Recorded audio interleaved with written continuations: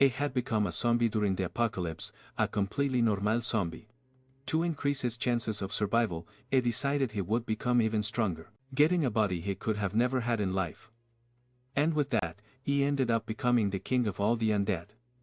His next step now is to deal with humanity. The multi-car train moves calmly along its track. Many people are crossing the tracks as if they don't know that a collision with a locomotive is fatal. The desperate train conductor tries to warn the fools to get out of the way, as he has lost control of the train. Finally, the clueless people realize the huge locomotive is out of control. Desperate to survive, people start running, but a stroller will get stuck. A mother with a baby in her arms, reluctant to abandon the stroller, refuses to let it go, unwilling to lose something that is practically useless. The others try to warn her that she's running out of time, while another woman closes her eyes, unable to watch the impending tragedy. In just a few moments, that woman would have been reduced to a pile of human paste. Her luck was that a mysterious figure was in the crowd. In the blink of an eye, everything became a blur. Instead of saving the woman, the protagonist thought it would be easier to destroy the locomotive, stopping it by force. The train cars derailed with the potential to cause an even greater catastrophe. However, the woman and her child were alive, struggling to understand what had just happened. Standing before her was that mysterious man, his face hidden from view. Turning to the woman, the protagonist asked if she was okay. Still in shock, the woman was deeply grateful for being saved, but her gratitude quickly gave way to an expression of pure terror. Even the baby in her arms was petrified. That being, definitely, looked like a zombie. The woman's desperate scream echoed through the air. The protagonist's name is Zombie. His name is, literally, what defines him, a zombie. A had just woken up and was getting out of bed, unsure of his own existence, or when he had become such a creature. Despite everything, A had a dream just like anyone else. A wished to befriend humans so that the discrimination would end. With that goal in mind, A had been working tirelessly every day, believing that one day, after much effort, A would succeed. His confidence was unshakable, and A truly believed in his dream. While brushing his teeth, A lost another one because, after all, he was a zombie. In pursuit of his dream, A had lost count of how many people A had helped. An out-of-control plane was on a collision course with a crowded stadium. The crowd panicked, scrambling to evacuate, creating chaos and disorder, until a little boy pointed out the unthinkable. The plane hadn't crashed as expected. That massive object had been stopped by a single being, leaving the entire crowd in stunned silence. The building was engulfed in flames. The fire raged uncontrollably as a woman screamed that her children were still inside. To the complete astonishment of the firefighters, a zombie emerged from the building carrying 5 children. He wasn't that strong, or at least not as he remembered being in life. It all started with a zombie pandemic. This was the beginning of the apocalypse. At that time, he was still a student. Everything happened so fast that he didn't have a chance to escape it. This led to him becoming a completely normal zombie, just like everyone else. He was just another one following the crowd, moving only as directed by the larger mass. One fateful day, armed women appeared, aiming their weapons at everyone. The zombies were exterminated in large numbers, treated like pests. Their bodies were burned and used as fuel. While the survivors became the engines of infinite energy mechanisms, the zombies had become a source of electricity for humanity. However, the protagonist didn't understand why humans hated zombies or why zombies crave human flesh. To survive, he decided to change his behavior and began to train rigorously. He lifted weights, ran, swam, and jumped every single day without fail. An independent life begins with one's own effort, and he didn't feed on flesh. His meals consisted of whey protein, which he consumed 3 times a day. Although his exhaustion was immense, he continued to train late into the night, until one day he finally became truly strong. He had become practically invincible, with an aesthetic yet monstrously powerful body. After gaining strength and knowledge, he decided to approach the nearest human city. He tried to get them to see zombies in a different light. His wish was to live within the human walls to be a good zombie. Inside his house, he continued with his daily chores, realizing that his food supplies had run out. With that, it was time to go to the market to restock. It was a beautiful day outside. The sky was clear and bright. The protagonist went to the market he usually frequented to replenish his supplies. The clerk who helped him asked if it wasn't uncomfortable to wear that mask all the time. The protagonist replied that, Contrary to what she thought, it was actually quite comfortable. The employees went to the truck to load his purchased goods. A suspicious glint outside revealed that the protagonist was being watched. Some reporters wanted to confirm if it was really him. They wanted to clear his throat, see what was under that mask. They were doing everything they could to gather any clues about the zombie's identity. Holding a flyer in his hand, he realized that one of his friends was wanted again. That was Gu, who had probably done something to injure humanity once again. The cameraman wondered if this person was really the same one who had stopped an airplane with his bare hands, while his boss admitted they might be mistaken. Maybe it had all been a media exaggeration. That's why they needed to uncover the identity behind this masked figure. However, they ended up witnessing something so absurd it left them completely speechless. The citizen they had been watching had just lifted that truck with his bare hands. The protagonist looked up patiently as if he were calculating a trajectory. The ground beneath his feet began to crack completely. Suddenly, the truck disappeared because it was now high up in the air.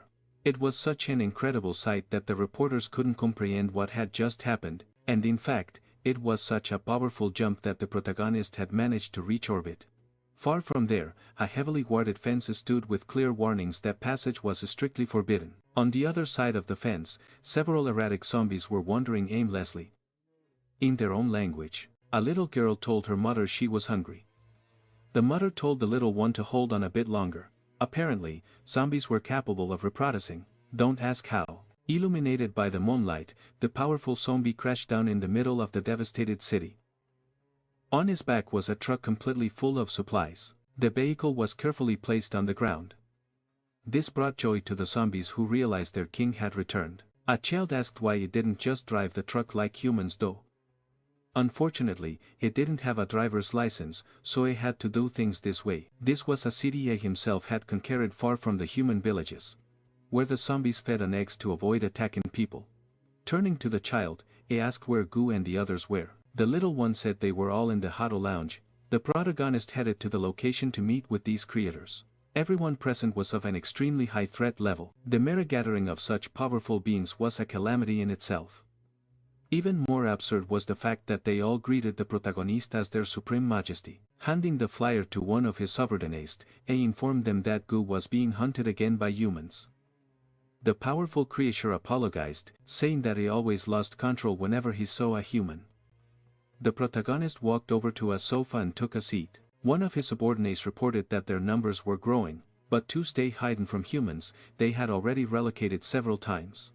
The most reckless one among them wanted to start a massacre. He was eager to use his chainsaw as soon as possible. After hearing this, the protagonist warned that humans could also be terrifying. They were soon interrupted by a strange sound etching in the sky above the city.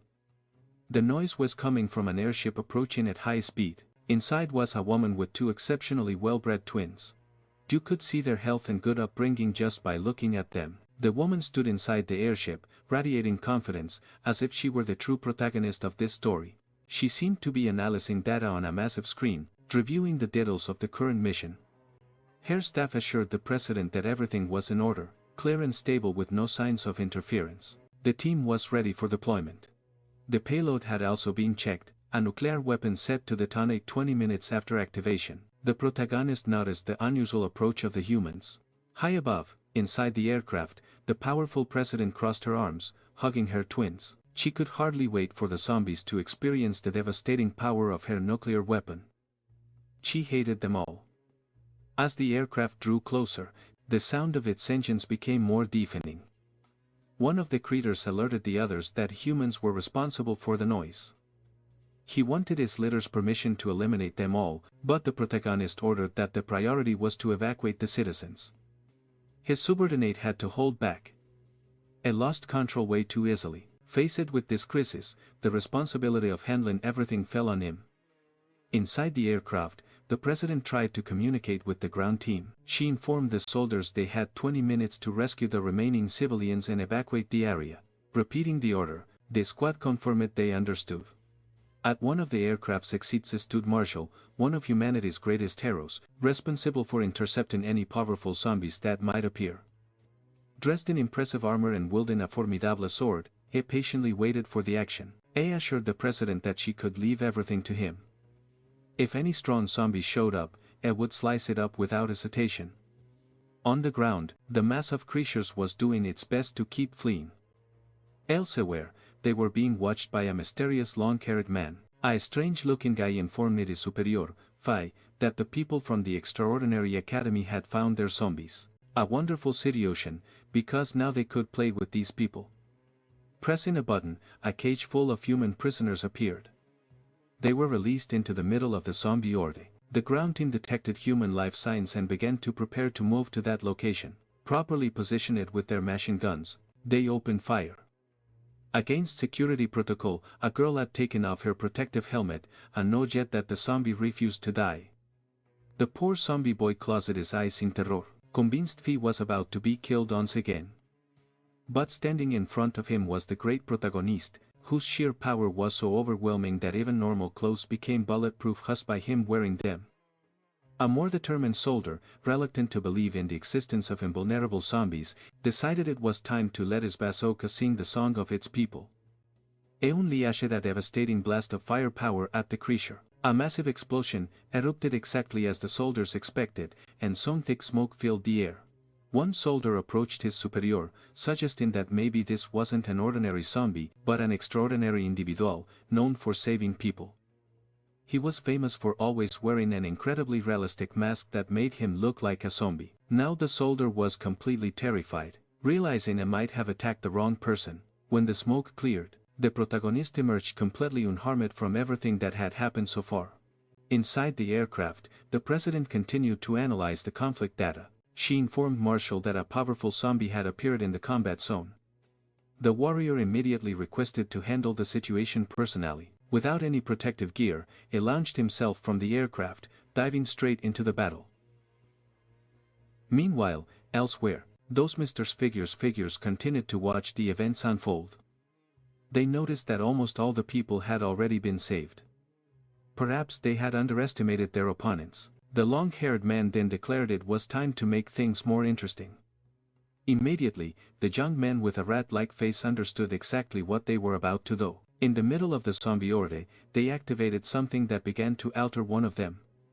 Its eyes changed, and one of its arms started to grow uncontrollably. What was once a completely ordinary zombie had transformed into a gigantic and dangerous monstrosity. The protagonist was still there protecting his friends when he saw the monstrous transformation.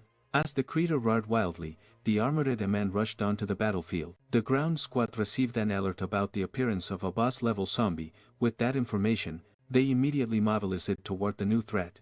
To everyone's surprise, the squad leader immediately began to retreat without a second thought. However, his actions were soon understood. Still filled with remorse, if the goal was to save the life of that extraordinary person, then he had no choice. With the protagonist in his arms, he moved further and further away from the center of danger. He placed him inside the evacuation vehicle. Once inside the armored transporter, he ordered the driver to speed up immediately. They had lives to save. It didn't take long for the vehicle to speed off, tears screeching. Inside the Melero truck, the girl expressed her curiosity about the identity of this person, especially why he always wore that same mask. Questioned so directly, the protagonist didn't know how to respond. At the heart of the battle, the ground troops were stunned. The monstrous zombie had just lifted an entire bus. Its strength was so overwhelming that it hurled the vehicle at the soldiers as if it were made of paper. Before disaster could strike, the samurai warrior arrived on the battlefield. With a single swing of his blade, he sliced the bus cleanly in two. The wreckage hit the ground, revealing how precise the cut had been. The soldiers cheered. If the samurai from the academy was here, victory was certain. Approaching the creature, the samurai ordered the soldiers to continue the evacuation. The monster was now his responsibility. Civilians were being evacuated little by little. The squad leader was informed that the dangerous zombie had already been intercepted. Among the humans, the protagonist recognized a voice that felt strangely familiar. The girl reassured him, saying not to worry. They were there to help. That's when he noticed something strange. The massive human they had fought so hard to save had disappeared. Marshall turned to the creature before him and asked if it felt any pain. The zombie roared in pure rage, completely uncontrolled. It was obvious that it had no command over its own actions, like a wild beast, and lunged at the samurai. The warrior prepared to draw his sword. Faster than the eye could see, the samurai moved past the creature, his blade already sheathed. He had delivered countless cuts in an instant, determined to end its suffering. It all happened too fast. Marshall had executed the battle flawlessly. The zombie's body began showing signs of being sliced beyond its limits. It collapsed, torn apart, lifeless. Marshall slowly wiped his blade, convinced that his job was done. Looking at the remains on the ground, he wished the poor creature could finally rest in peace. But then, faint footsteps caught his attention. Someone else was there. Seeing the unknown figure approach the fallen creature, he wondered if this was another zombie. The protagonist gazed at his former companion, grief evident in his eyes as if mourning a loss. Inside the separate aircraft, the rest of the team received confirmation that the zombie had been completely eliminated. The president congratulated Marshall on his achievement, suggesting they record the event as part of his legacy. The protagonist apologized for what had happened. Not all of them were capable of controlling themselves. Hearing the mysterious figure speak in the plural, Marshall immediately assumed he was a zombie as well. Without a shred of hesitation, he had already unleashed his first strike against the protagonist. At that moment, the support team detected the emergence of yet another boss-level zombie. The young officer shrugged it off, saying there was no need to worry. Just give Marshall the order and it would finish the job. But the girl was already terrified. The samurai's signal had completely vanished. It had happened so quickly that even the president grew apprehensive about what might have occurred. Marshall's face was wounded as if had been struck. His body was now hanging from the top of a streetlight, and the armure on Sagor was gone.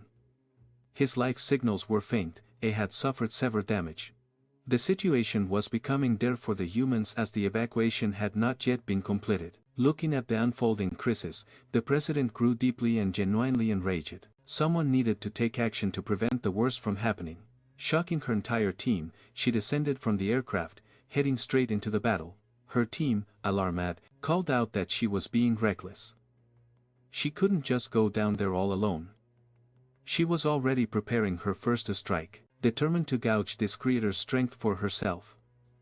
The protagonist was taken by surprise, not expecting another human to show up so quickly. The president, however, was even more astonished. Her sword had shattered as if it were made of glass. She took a moment to process what had just happened, while the protagonist barely felt anything more than a light tap on his head. Now she was genuinely scared, struggling to comprehend what kind of creature could be as tough as steel. Realizing he was far stronger than she had initially assumed, she began to put some distance between them. Her team warned her that due to the force of her initial strike, they couldn't apply reinforcements to help her. With what was left of her broken sword, the president assured them she was fine. Taking advantage of this brief window of opportunity, the protagonist tried to apologize, saying he'd already done so with the samurai. She was stunned by his ability to speak, realizing this creature had to be some kind of mutant. This only made her draw an even more powerful weapon. With her enchanted sword in hand, the president prepared for another devastating attack. The protagonist grew despaired. He didn't want to fight and wished she would just listen. Brimming with aggression, the president declared she could do her talking with the edge of her sword. Her first attack missed, as he dodged it with ease. But that didn't end the battle. She had already repositioned it herself. She was now behind him. It turned to find her ready to strike once more, executing one of her signature moves. The president unleashed a sweeping slash. Everything around her was cleanly cut by her blade, but the protagonist managed to evade the attack in true Matrix style. The blow was so powerful that even the surrounding buildings were heavily damaged. Everything was happening too fast, and the protagonist was genuinely impressed by her combat skill. However, the president was growing more and more enraged, assuming the creator was just toying with her. Nearby, the soldiers were retrieving the injured samurai. His brutal beatdown had been so severe that he could barely speak. Finally, the president received word that the evacuation had been successfully completed. Now, she too could retreat. Deeply focused in the heat of battle, one of her aides urgently asked if she had heard the order, but by then, she and the protagonist were already racing through the abandoned city, moving like two ninjas. The protagonist did everything he could to get away from the furious woman. Meanwhile, the president grew even more infuriated, realizing the creator had no intention of engaging in combat. It pointed out that if he didn't try to run, she would never stop trying to slice him up. With just a few leaps, the protagonist managed to create an efficient distance between them. This only fueled her fury even more. This time, she was determined to show him the second extension of her techniques. At that moment, her legs were revealed to be prosthetics, and steam began to vent from her body. Now at full power, the president covered a massive distance with a single leap. The protagonist, who had thought he was comfortably getting away, was suddenly caught off guard by the president's reappearance. With rage overflowing in her eyes, she launched another devastating attack. She landed hard on the ground after executing her strike. Moments later, the protagonist also came crashing down, hitting the ground like a sack of potatoes. Believing her target was completely eliminated, the president sheathed her sword. She then ordered the airship to begin lowering its altitude so they could ready-aim him. The person most disappointed with this outcome was the rat-faced man. After all, every single one of the citizens had been safely evacuated, but the story was far from over, as they still had a spy within the organization. The rescued civilians were celebrating, relieved to have been successfully saved. Inside the cockpit, the pilot suddenly heard something suspicious. Turning to the side, Faye was met with a disturbing sight. Someone had pressed a button that posed an extreme danger to them all. The nuclear warhead inside the airship had been launched. It was now falling, heading straight for the survivors. Unaware of this, the civilians continued to celebrate, assuming the mission was over. The pilot quickly informed the crew that they shouldn't be celebrating. There was a spy among them, and the warhead had been deployed. Upon hearing these grim words, the crew was in complete shock. The rescued civilians were now overcome with absolute terror. It was time to inform the president that there was a threat among them and she needed to escape immediately. Unfortunately, she was paralyzed by the sheer horror of the situation. The nuclear bomb was descending toward the city and nothing could stop it now. They were taking the necessary measures to minimize the damage, as extracting the president was now a top priority. She tried to use her prosthetic enhancements, but immediately realized something was terribly wrong. Time was running out, and fast. The president was still outside the plane. At that moment, she struggled to activate the acceleration on her prosthetics. She had completely drained the battery while fighting a mutant she hadn't managed to defeat. Apparently, she had forgotten to change the power cells in her prosthetics before going into battle, a truly regrettable mistake. Still distracted by her depleted batteries, she suddenly realized the zombie was standing right next to her, completely alive. Without a word, he grabbed her roughly, offering no explanation. He began to spin her around like a centrifuge while the president desperately screamed for him to let her go. Then, with tremendous force, the zombie threw the woman toward the plane.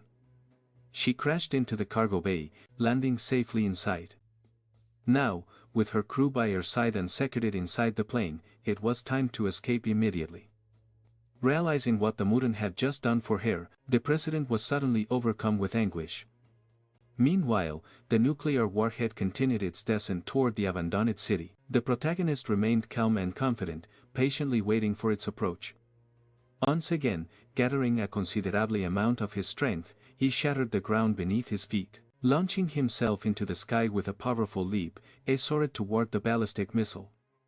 The two were now on a direct collision course. Holding up one hand, the protagonist already knew exactly what he was going to do.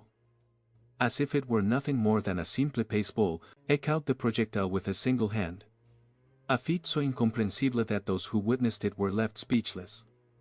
Immediately afterward, a massive explosion erupted in the sky above the city. The shockwave was so intense that it sent the plane into a sudden burst of turbulence. Behind them, the iconic mushroom cloud began to rise into the sky. Watching the total devastation unfold, the president had no way of knowing if her savior had survived. The city, already abandoned, was now completely destroyed. The buildings that had once been desolate ruins were now almost completely wiped from existence. All the president could do was watch, convinced that nothing could have survived that. But then, unexpectedly, a scorched leg emerged from the thick smoke. The protagonist's clothes were almost completely destroyed, with only the strategically essential areas remaining intact. He scratched at a rather private part of his anatomy, seemingly unaffected, as if all that nuclear energy had only managed to cause a slight annoyance. After witnessing this, the mysterious long-haired man declared that it was time to leave. However, his assistant pointed out that there were still signs of life within the blast radius. The long-haired man scoffed, saying this wasn't the first time they had fought against the academy, nor would it be the last. One day, it would eliminate them all. Meanwhile, the planet set a course back to base. Inside, the president looked completely desolate. Some crew members approached her, concerned for her well-being. One of them remarked that it was truly ironic. She had spent her entire life fighting zombies only to be saved by one in the end. Her assistant stepped forward, explaining that there had likely been a massive misunderstanding. The one who saved her wasn't a zombie at all. He was a hero of the masses who had recently gained a reputation and had actually been living in the city for quite some time. Holding a tablet in her hands, the president crushed it in sheer frustration. Back in the city, people started to notice something unusual. Among them, an almost naked man was walking through the streets as if nothing had happened. The protagonist headed to the nearest phone booth. In the past, these booths were used to make calls as they were equipped with landlines. His subordinates informed him that everyone was safe and they were now looking for a safe place to live. Pleased with the news, he assured them he would meet up with them soon as he found a place to stay. Finally, the protagonist arrived at his apartment. Entered the key code to get inside his home. Inside the intelligence center, thanks to the city surveillance cameras, they had finally discovered the whereabouts of the masked man. The protagonist looked to the side, still deeply bewildered by everything that was happening. The women in the room were just as surprised to see him on the monitor, since he was practically half naked. Once inside his apartment, the protagonist hung some clothes out to dry. Meanwhile, back inside, he resumed his training, motivating himself by looking at a photograph. In it, he was pictured with the strongest of his partners. He hoped they had found their safe place, as he was eager to rent it with them soon. Suddenly, the president burst through his apartment door, startling him. She ordered her men to take every last piece of furniture. Nothing was to be left behind. Immediately, they obeyed her orders. Shocked, the protagonist demanded to know who they were. Threatening to call the police, the president shoved a piece of paper in his face, expecting him to get the message. They were from the Afterlife Academy, and they had come to inform him that he had been accepted. From that day on, the protagonist was now a member of their organization. Discreetly, she gave an order to one of the security guards accompanying her. The man grabbed the protagonist by the hand, who still had no idea what was going on. He tried to protest, saying he was a zombie and couldn't go to school, but they just assumed he was a human in an extremely convincing costume. After a brief exchange, they were all outside. One of the assistants pointed out that this was a bit inappropriate. The academy had extremely rigorous selection criteria and, since the place was organized, it wouldn't even have a run ready upon his arrival. For the president, however, that wasn't a problem. He would just stay in her apartment. Inside the president's apartment, the security team began placing his furniture in the new space. Finally, all the heavy lifting was done. The guard said a polite goodbye, leaving the protagonist standing there, not knowing what to do. The president watched him intently as he remained extremely uncomfortable about everything that had just happened. Feeling completely embarrassed by the situation, he hesitantly asked if he would be staying there permanently and, more importantly, where he would sleep. To the president, it was obvious he would be staying there. She didn't understand why he kept harping on the sleeping arrangement, even jokingly asking if he wanted to sleep next to her. Nervously, he quickly tried to correct himself, saying that wasn't what he meant and that she must have misunderstood. But all he could think about was how absurd it was for a human and a zombie to share the same bed.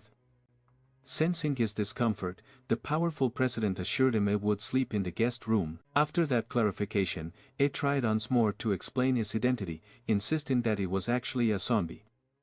As he was speaking, the president began to adjust her prosthetic legs. This immediately caught the protagonist's attention, as he hadn't noticed them before. Seeing her remove one of the prosthetics, he instantly panicked, demanding to know what had happened to her legs. With complete indifference, she casually replied that she had cut them off herself. Then, tilting her head, she asked if he had a problem with that. Without hesitation, he quickly assured her that he did not. She let out a deep sigh, lost in thought, as she recalled the events that had led to her decision. The zombie outbreak happened when she was just a little girl. Her parents were infected almost immediately and ended up biting her legs. To survive, she had no choice but to defeat her own parents and cut off her legs. That's why she harbored such a deep and genuine hatred for all zombies, dedicating her entire life to their complete extermination.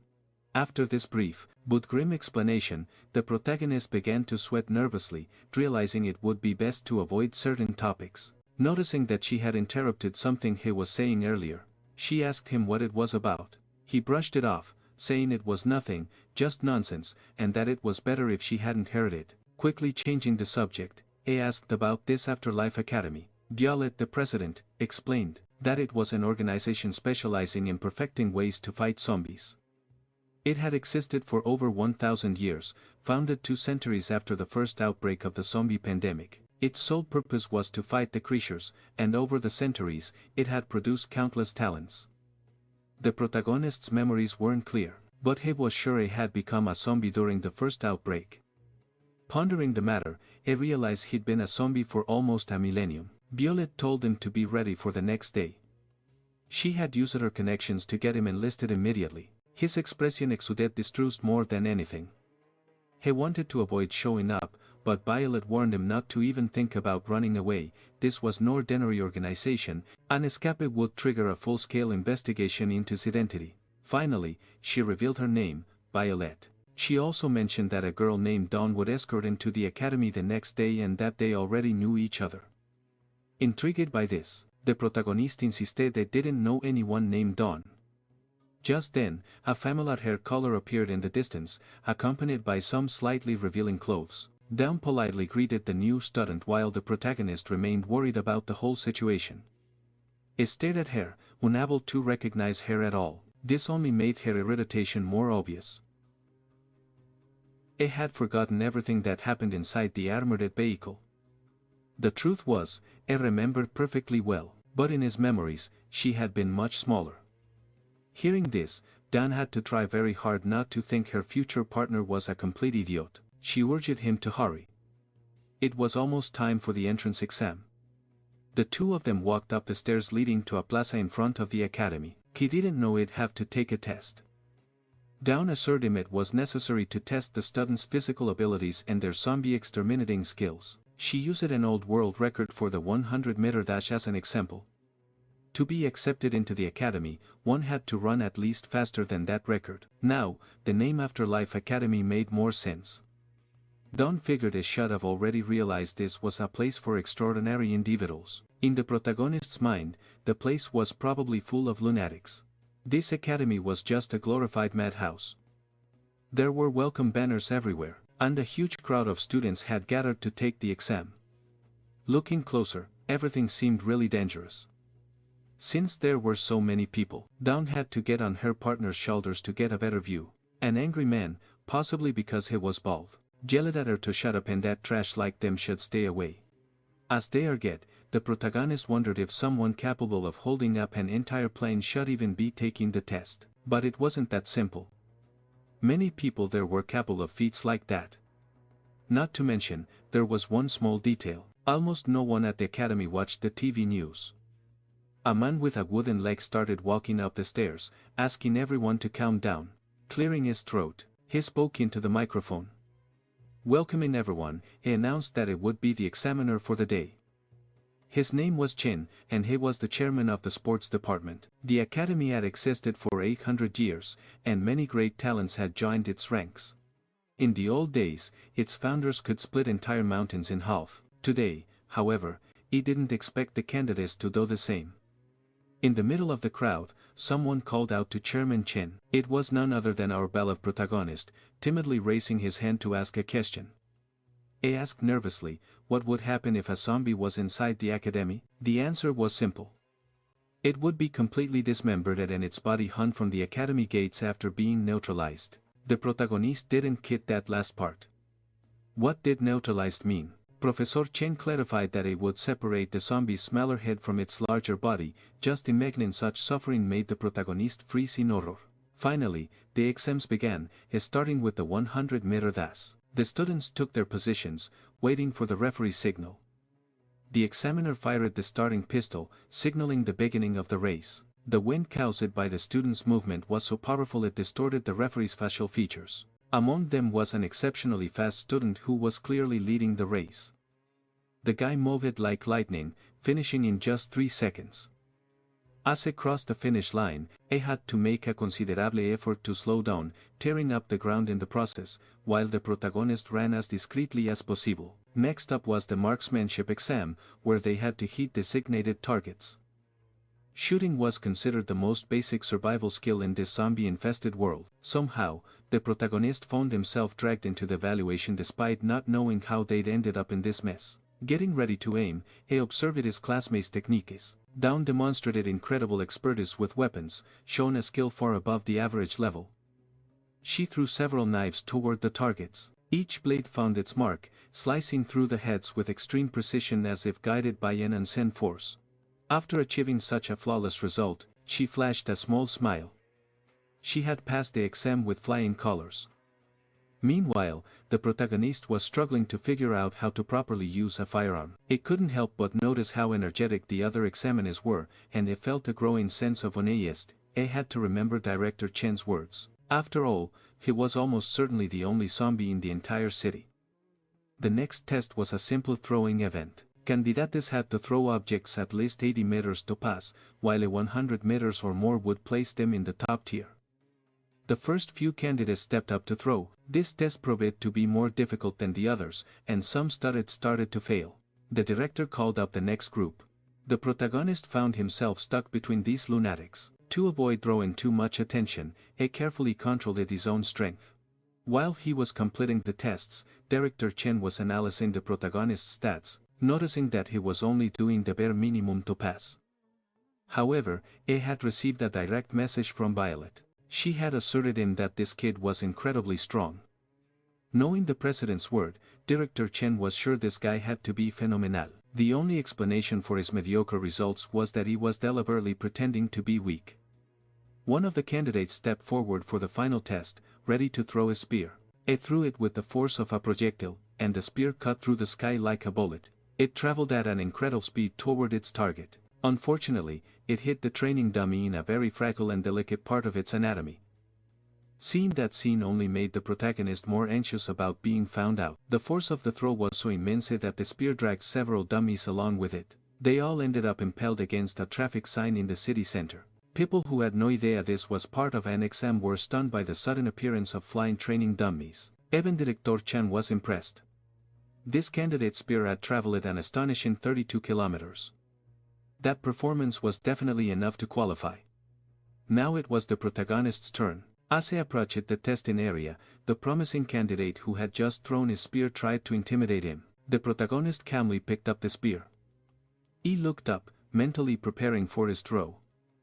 But before he could do anything, Director Chen ordered him to stop, even though he hadn't interrupted anyone else during the entire exam. This immediately caught the other candidate's attention. The director wanted to confirm something. Was this really the man known as Zombie, personally recommended by the fencing president? According to her, Quibble sat in flame. Free was the same person he, and that wasn't reflected in the exam stats. The director wanted to know if he was hiding his true power. Besides, he was the same person who had asked about zombies earlier. Everyone here was given their all to pass.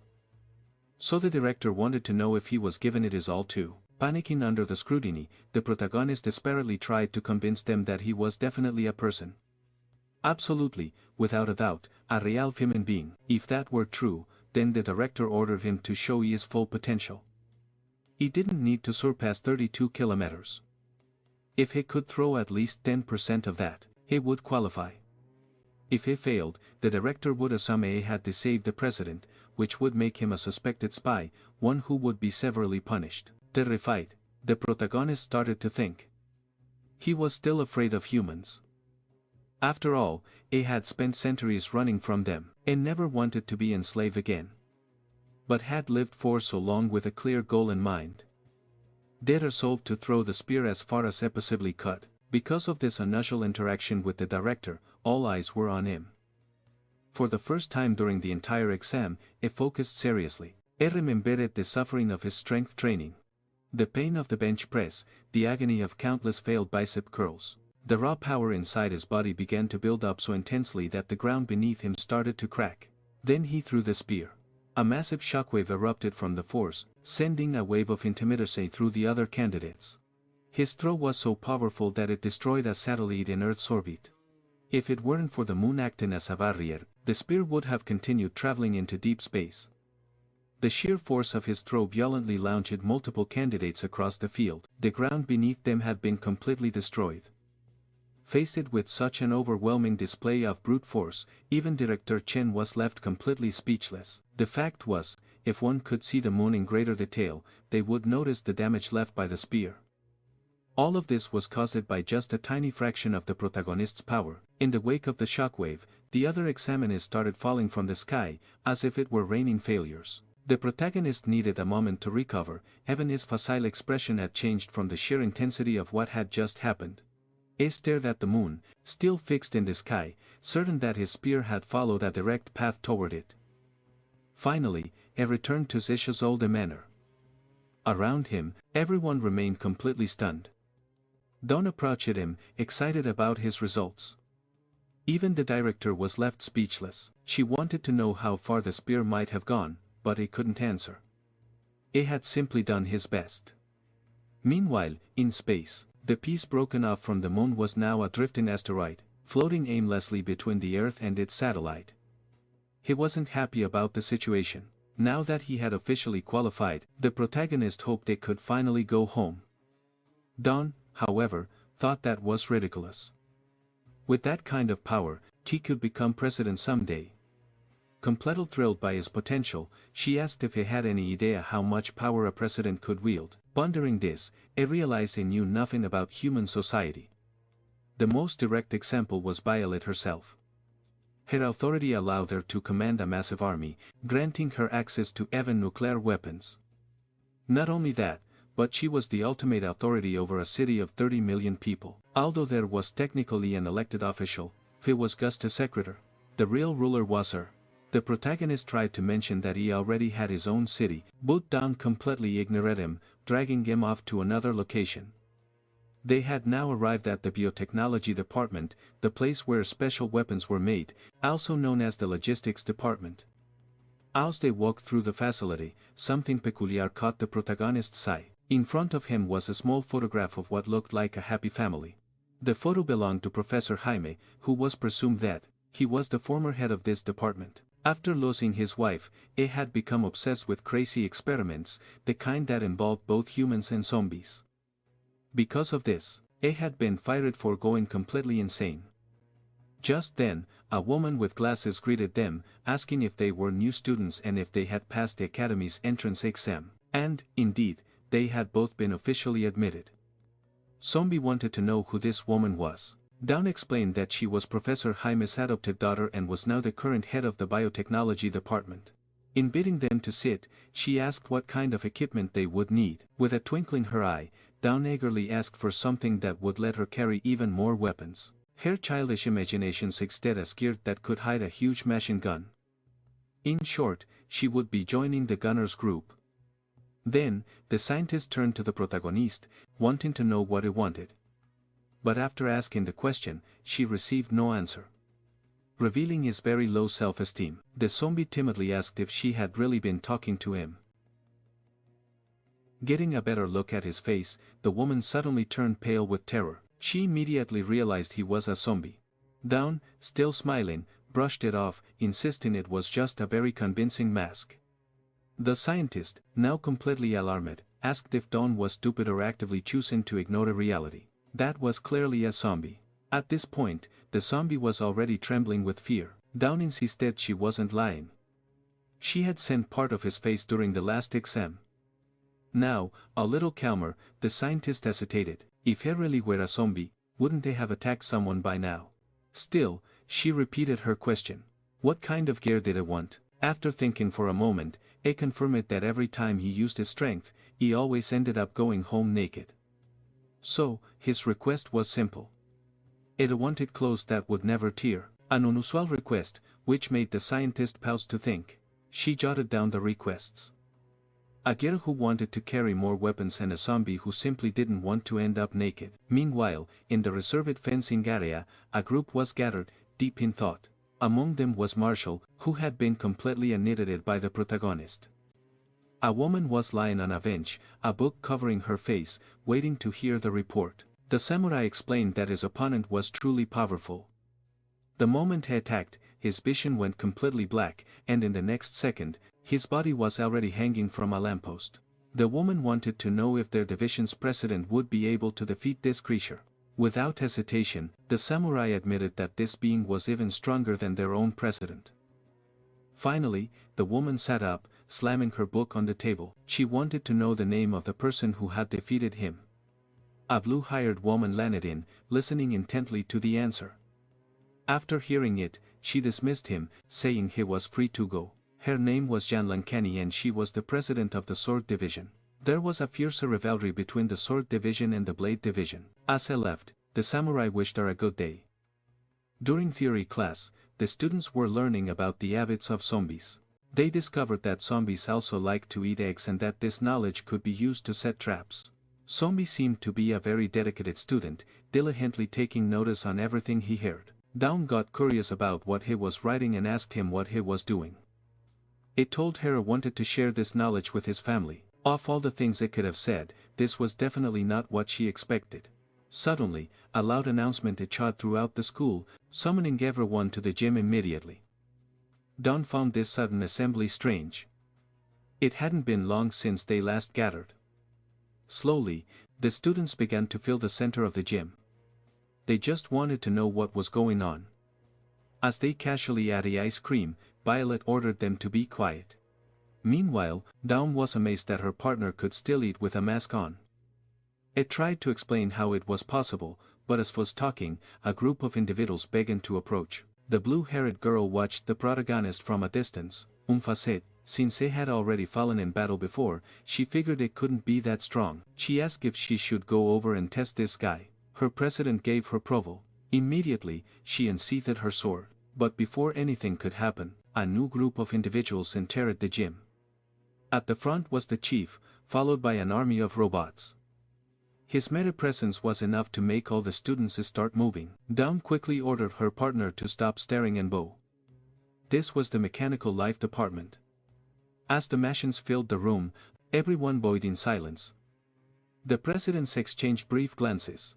He warned the girl not to start any conflict in this place. At the reprimand, she said she would leave.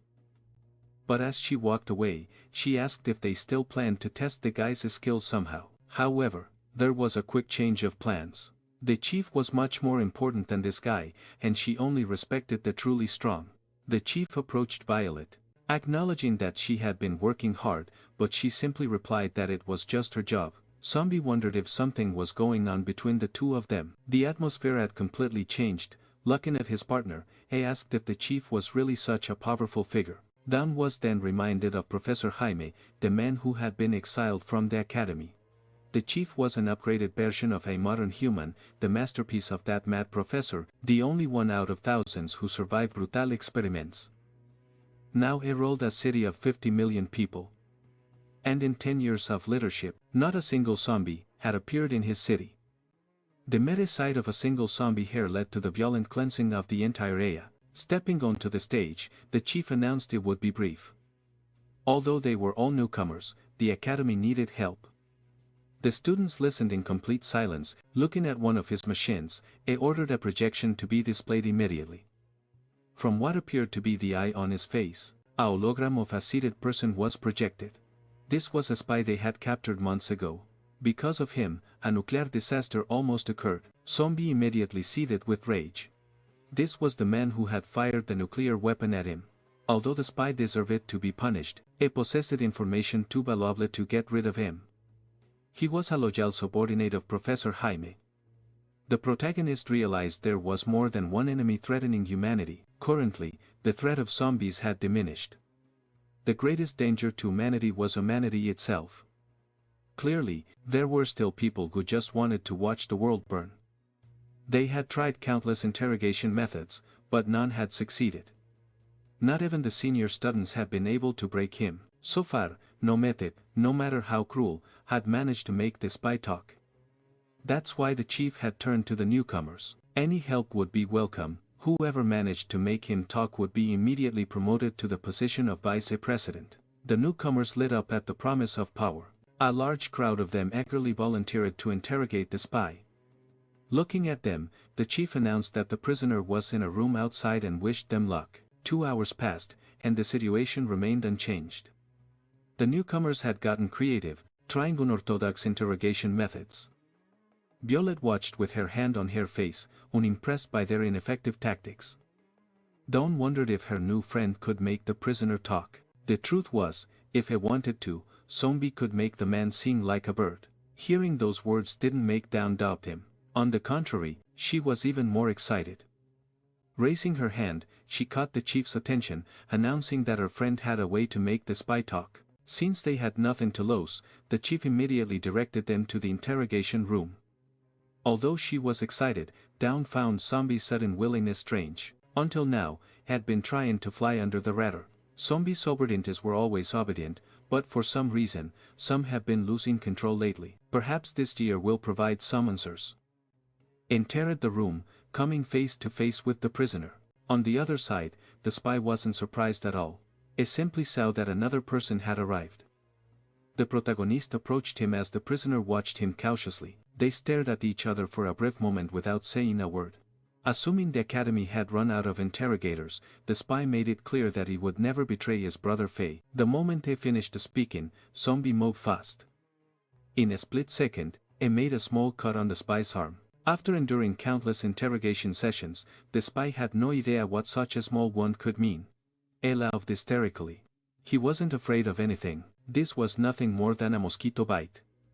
ZOMBI then gave a simple command. He ordered the spy to stand up. Without even thinking, the spy obeyed. This immediately caught the attention of all the important figures in the room. Something inside that small wound had forced him to obey. Tiny cells had entered the spy's bloodstream. They were now traveling through his body and had already reached his brain. The spy's body was trembling, not because he was afraid, but because he had completely lost control of himself. He no longer had any say in his own existence. ZOMBI's first question was simple, his name. The answer came immediately. His name was Shock Kai. Dawn was shocked. She had just witnessed her friend's ability to control someone's mind. Assuming his Jaime subordinate, the spy must know a lot. The protagonist asked if that was the case. The young man confirmed that he knew almost everything. With that in mind, ZOMBI wanted to know why the zombies were losing control. The answer was a drug, one that had been secretly released in the city. The zombies who consumed it went crazy and, in some cases, could even be controlled remotely. They sent these zombies to attack humans, gathering combat data to annihilate the Afterlife Academy. The protagonist demanded to know why they were doing this. The spy didn't know the full answer, but he did know that his superior was excited. Jaime was collecting critical data for some unknown purpose. When asked where Jaime was now, the spy revealed that he was in a secret base 500 meters underground, beneath the city. After hearing the answer, ZOMBI ordered the spy to turn his back. As he left the room, he spoke in zombie language, saying that humans were hateful creatures, and that the virus inside the spy's brain could end his life, whenever ZOMBI wished, but instead, he hoped the man could change his ways. The spy understood the message, and the door closed behind the protagonist as he walked away. Meanwhile, Professor Jaime was exactly where the spy had said. They had already received information that their captured agent had revealed important information. The Afterlife Academy probably knew their exact location. Still, Jaime remained calm and thought this wasn't important to him. They had to continue their research. In fact, he was glad the Academy was coming to him. His assistant panicked. This was too dangerous, but since the experiment was about to be completed, Jaime wasn't worried at all. Approaching one of his creations, he declared that the timing was perfect. He wanted his enemies to witness this historic moment, the birth of a new life form. ZOMBI walked out of the interrogation room as if nothing had happened. Outside, he was watched with fear by the other students. Whispers spread among those who had seen what he had done. Even Violet seemed uneasy. The true scale of his power was beginning to sink in. The blue-haired woman was equally intrigued by what had happened. It was unanimous, everyone now believed that he somehow had the ability to control minds. The bosses started clapping, saying that ZOMBI had done an excellent job. He declared that this new generation would surpass the previous one. He didn't expect such talent to appear among the rookies. Since he had promised to make him vice president, he would do it immediately as long as ZOMBI was officially registered. ZOMBI, however, was more concerned about Jaime's whereabouts. The boss, however, knew he wouldn't run away. They continued walking, being watched closely by the blue-haired woman. Her subordinate found it strange, there wasn't supposed to be a procedure to become vice-president. They decided to follow them. The group entered an isolated area, an industrial zone. ZOMBI had no idea why they had gone there. He had assumed they were heading off to complete his registration. The boss suddenly asked him, "When did you learn to speak human language?" Because he knew that ZOMBI was a zombie. ZOMBI looked confused. Was the boss really talking to him? Turning towards him, the boss raised his weapon. "Yes," he said, "I'm talking to you." Then he fired. A powerful shot hit ZOMBI directly.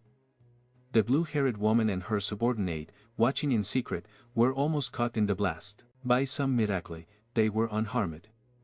The weapon used was the boss's Taken cannon, a weapon capable of disintegrating any form of matter. The boss declared that he would never be fooled by a zombie. He wanted to know what the idiots at the academy were thinking. How had something like this gone unnoticed? But in the end, it didn't matter, because all zombies had the same weakness, their heads. And with their heads destroyed, they stopped moving. The zombie had entered a place he should have never gone. The protagonist's hand was already reaching for the boss's face. A series of fast movements followed until a wall was destroyed, sending debris flying everywhere. The boss suddenly found a zombie hand gripping his throat. At that very moment, other figures emerged. The robots that always followed the boss appeared instantly. They fired their powerful beams without hesitation. A massive explosion erupted, engulfing the entire area. When the smoke cleared, the protagonist was standing there holding a destroyed combat drone. Taking advantage of the chaos, the boss had escaped, jumping to safety, shuffling across the cold concrete. He was still in shock, unable to comprehend what had just happened. His robots had been completely destroyed. That zombie should be dead. No headless body should be able to move. And yet, the headless body was still active. The blue-haired woman and her subordinate were just as stunned as the boss. Without a word, the zombie kept on fighting. The boss had to stay completely focused, because he had barely avoided being decapitated himself. Somehow, he managed to dodge every attack thrown at him. Managing to buy some time, the boss readied his cannon once more. He fired another shot, but this time he failed to hit his target. He was completely unable to understand why the zombie was so agile, even without a head. But there was no time to think, he needed to focus on keeping his own head. Once again, he gained some distance to avoid being hit by the zombie. The subordinate assumed he was in trouble, but the blue-haired woman claimed the boss was just getting started. People like him preferred to show off overwhelming power. It was better to back off before they got caught in the conflict. Finally, something began to form on the zombie's body. His head had completely regenerated. Watching it grow back left everyone stunned. The protagonist suggested they talk, since it had no intention of harming anyone present. The boss remained silent for a long moment, having just realized his neck had been slightly injured. Figuring that the zombie's real goal was to control his mind, he refused to comply. It took off his coat, revealing his robotic body. Model number 1, it gave the order and a different robot began to approach.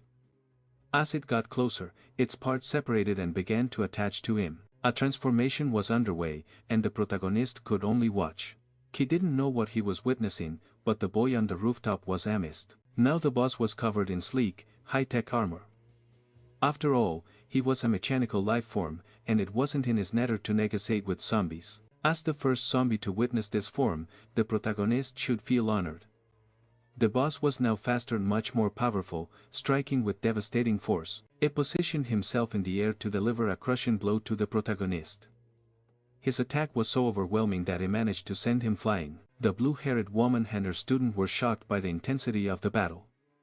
But the boss wasn't done yet. He hadn't shown the full extent of his offensive power. While the zombie was still in the air, he struck him several times.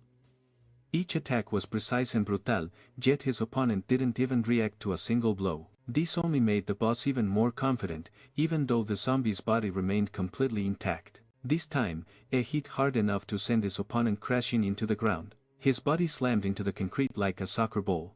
Moments later, the boss landed as well. Toim, all zombies needed to be exterminated. He crossed his arms in front of his chest, as if it were charging up a total destruction attack. Then, he unleashed a deadly energy being capable of consuming everything in its path. The blue-haired woman was stunned by such a display of power. It was the same beam he had used before, but this time it was exponentially stronger. Shockwaves swept through the abandoned city. Nothing could have possibly survived that attack. The boss exhaled heavily, exhausted from what had just done.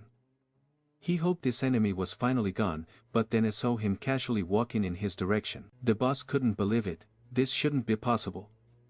For the first time in the battle, the protagonist acted differently. He roared, completely enraged. The force of his shout violently blasted the debris away. The blue-haired woman had to shield herself from the dust. Even the boss had to cover his ears. The roar was too intense. The protagonist had transformed, defied the rules of Dragon Ball, and now had a pair of ears and hair. No one had any idea what had just happened to the zombie. Shown off his new hairstyle, he approached the boss. By this point, the boss had accepted it.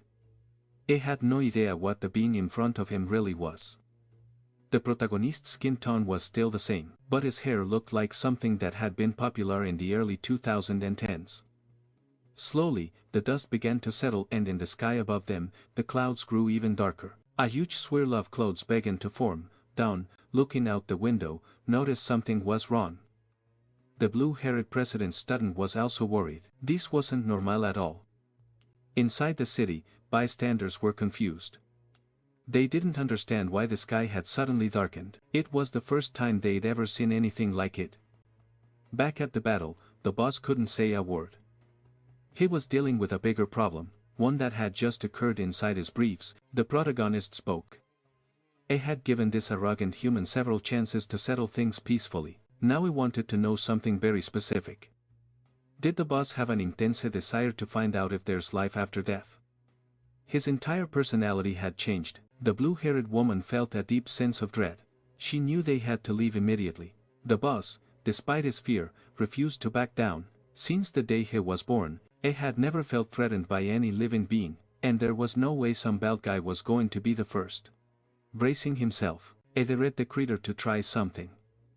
Meanwhile, the blue-haired woman and her student continued their escape. There was no record of a zombie like this in the Academy's database, and they didn't even know if they were far enough away yet. Before she could say anything, an object suddenly flew past them. The danger level of the battle was beyond anything seen so far. The boss's body had seen better days. Now he was nothing more than a broken, overconfident paperweight. The bald protagonist simply watched calmly. He knew this human was no longer a threat. Even in his weakened state, the boss was still trying. He called for more of his robot models. They marched into battle without fear. They felt nothing. Multiple explosions erupted immediately after. Somehow, the blue-haired woman had managed to rescue the boss. That zombie was seriously dangerous. She would need help to defeat him. Realizing how serious the situation was, the blue-haired woman scolded the boss. He was insane, and never should have provoked him. They decided to split up and escape. But let's give the boss a round of applause. He still managed to do something stupid, even as a paperweight. The protagonist noticed the humans had started to run. It was time to show them something truly interesting. The blue-haired woman had no idea what was about to happen. Suddenly, huge cracks started spreading across the ground. It was the protagonist's hand that had caused it right under their feet. An earthquake had started. It happened too fast. There was already an obstacle in their path. Everything unfolding before their eyes was just surreal. With a single hand, the zombie was doing something truly unbelievable. Even the paperweight found his escape completely cut off, defying both the laws of physics and common sense. Half of the city rose into the air, as if it were a wall. The massive structure now dominated the horizon.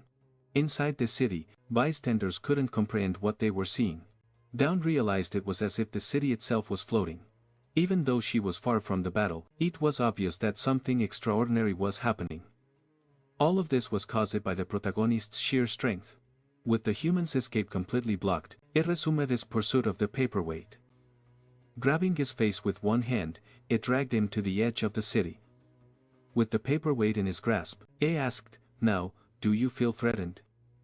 Holding the mangled man in his hand, the protagonist was not impressed at all. In the end, A confirmed something. He was right. He couldn't control a robot's mind. But since the boss was still part human, his brain must still be intact. He tightened his grip on the paperweight's skull, sending a command to the viral cells in his bloodstream. The virus had reached his brain. Suddenly, the protagonist saw his memories. Ever since he was a child, he had been an orphan. He had undergone numerous body modifications. So many that there was almost nothing human left of him. The protagonist was sure this paperweight's life was miserable. Staying alive was more painful than dying, dropping him off the edge of the cliff. Esperarem. Seeing those memories had rinety smooth. Luckily, Ed didn't die from the fall. He was saved by the blue-haired woman. She had witnessed the entire final interaction. She was stunned that the zombie could read memories. With nothing left to do there, he vanished in a flash. The next morning, he woke up in a panic. He knew he had lost control of his emotions again. Being in that form was terrifying for him. He had to constantly remind himself that he was a good and kind zombie. After packing his bags, he got ready to leave the human city. But just as he tried to sneak away, Violet showed up. She demanded to know, "Where do you think you're going?" Still in shock, A started to worry. He didn't want to silence a witness. Rushing towards her, A apologized for what he was about to do. But his attack came to a screeching halt when he saw something strange, a document. It was his official appointment as vice president. The document was simply a formalization of what had already earned.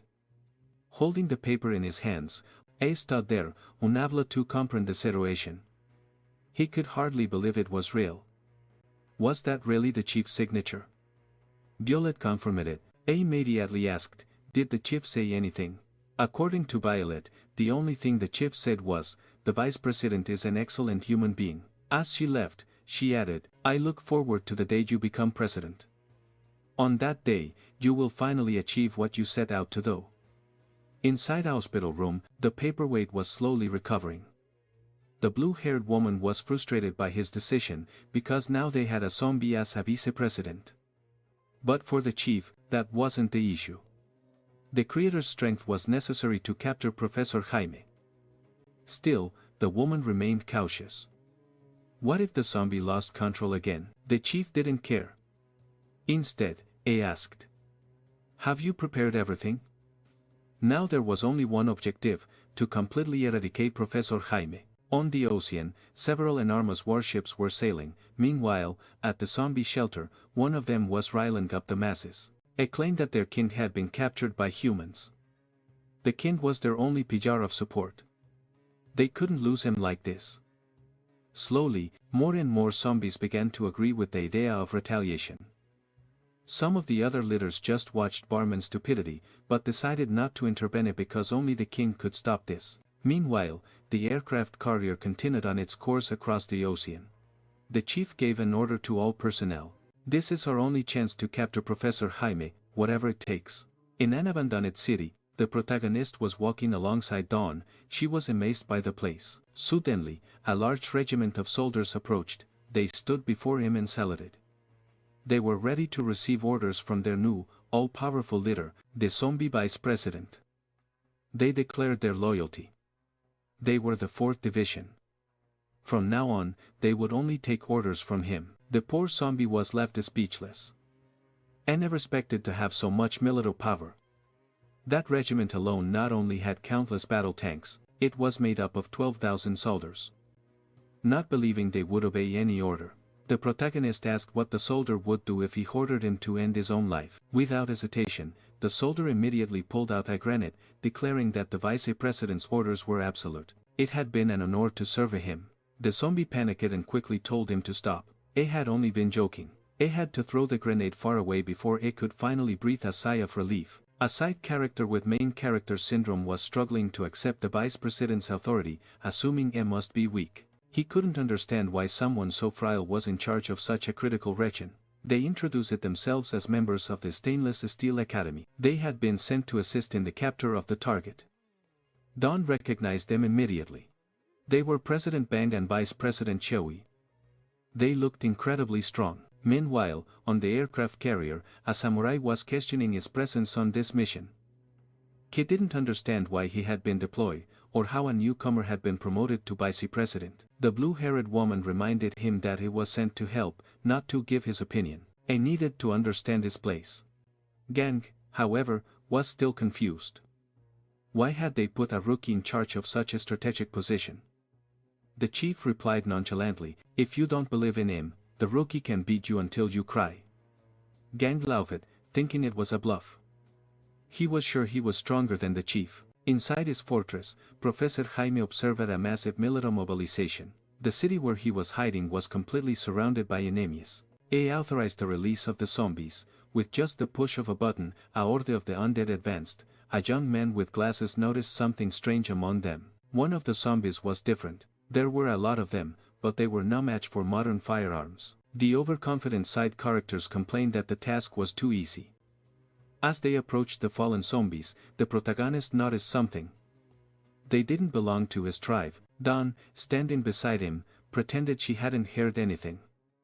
The cocky soldier mocked the vice president, telling him to go back home to safety since he was useless. Weaklings like him should be playing video games instead.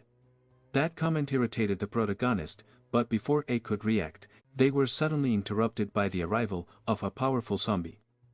Looking at the creature, the protagonist recognized it immediately. He had no idea what little varmint was doing there. The young man with the glasses was thrilled. It was the first time he'd ever seen such a powerful zombie. Excitedly, he hoped the creature would put on a real show. Hours earlier, Varmint had failed to convince the other zombies to join him. Only number 7 had followed him. 7 had only come to drop off some gasoline and planned to leave right away. He refused to disobey the king's orders, but he wished his friend good luck. Varmint was confident the king wouldn't find out. He called his companion a coward. Brimming with self-confidence, he declared that he didn't need anyone. He could take out the humans all by himself. Then, suddenly, he caught a strange scent. It was that smell that alerted the mad scientist to his presence. And so, little Varmint had run into the human forces. Dawn had no idea what that creature was. Meanwhile, the protagonist was worried about his friend. Varmint started drinking straight from the gas can. The liquid spilled all over his body due to his ravenous chugging. Dawn was completely bewildered by what she was witnessing. Finally, the zombie reveled up its chainsaw. With a furious roar, it prepared to start the massacre. The sound was so intense that the windows shattered as Dawn covered her ears. Even the other soldiers had to shield themselves from the noise. The only one affected was the protagonist. The sonic shockwave was so powerful it sent people flying in all directions. Dawn was growing more and more terrified. This creature was dangerous. Varmint, filled with rage, declared his intention to eliminate all humans. One of the stainless steel soldiers was thrilled at the chance to fight. He believed they could win. The vice president didn't hesitate. He grabbed Dawn's arm and started running. She didn't understand why they were fleeing. There were 2 powerful warriors who could help. With perfect calm, the protagonist explained that the stainless steel soldiers had no chance of winning. Dawn was worried by that statement. He assured her wasn't kidding. That chainsaw zombie was really strong. Then he revealed the truth.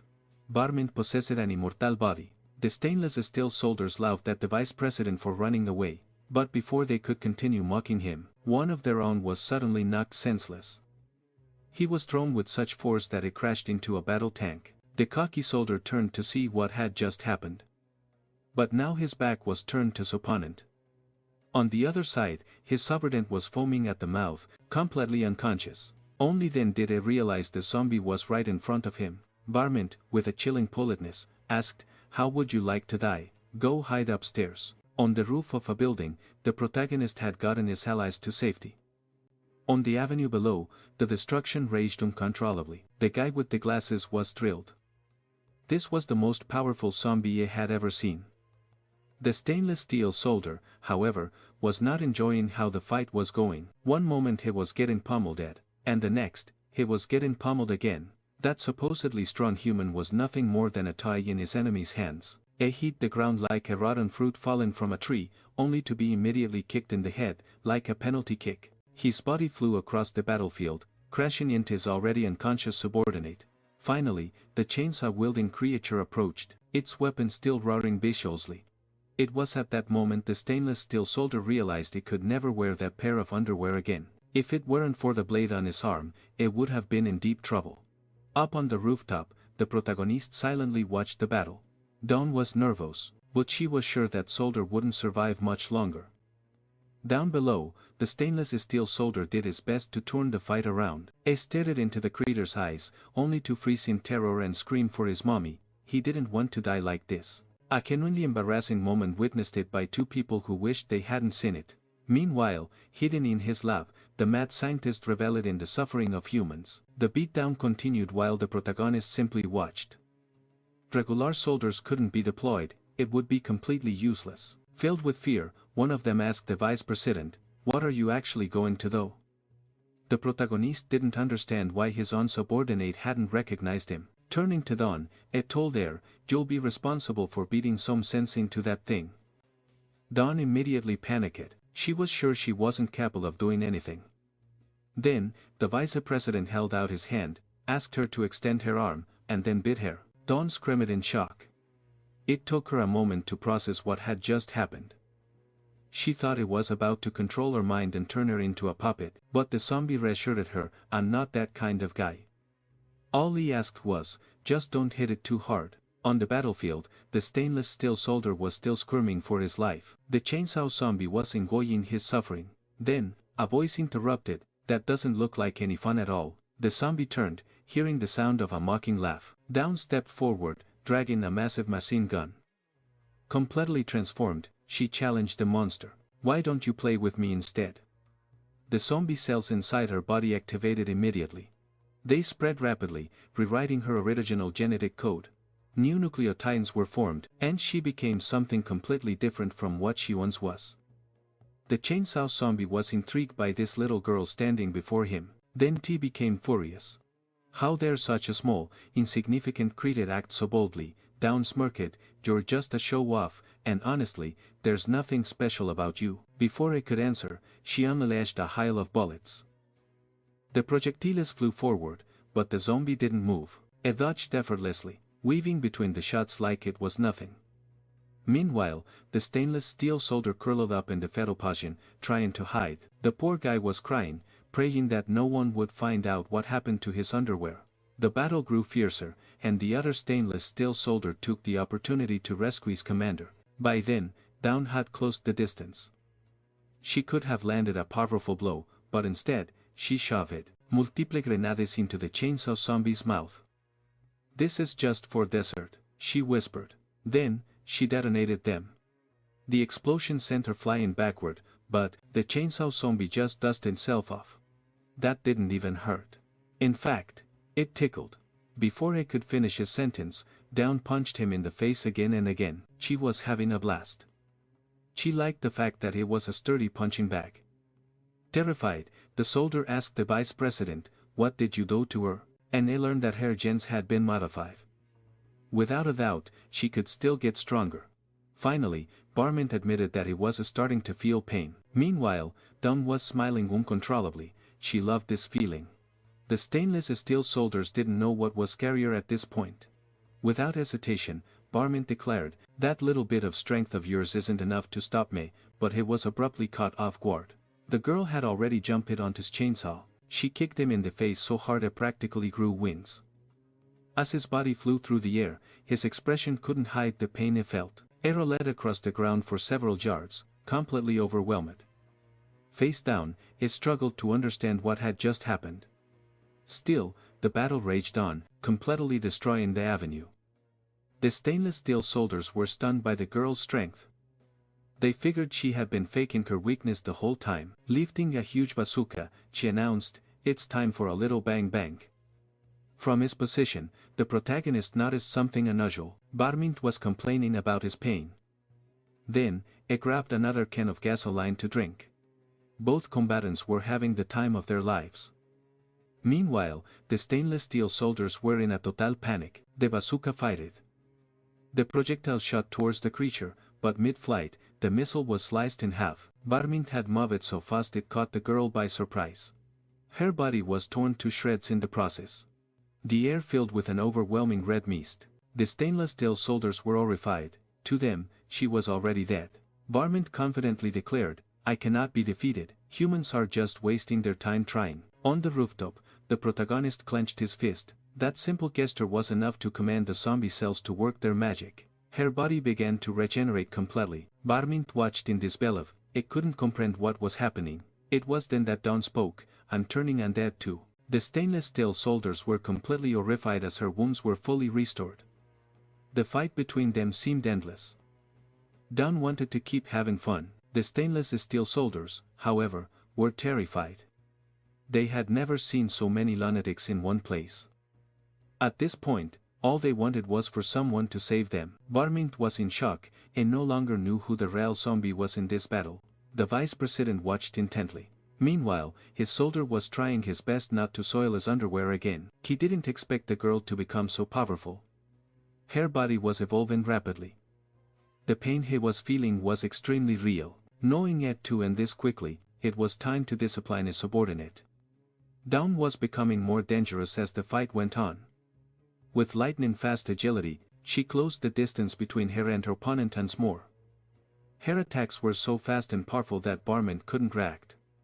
He was thrown around the city like a punching bag. Battered from every angle at the girl's hands, he had become completely useless. Lying on the ground, defeated, he struggled to understand what this creature before him was. It got no answer. He struggled to understand what this creature before him was. It got no answer. Instead, his head was repeatedly slammed against the pavement. Finally, he screamed in desperation, I give up.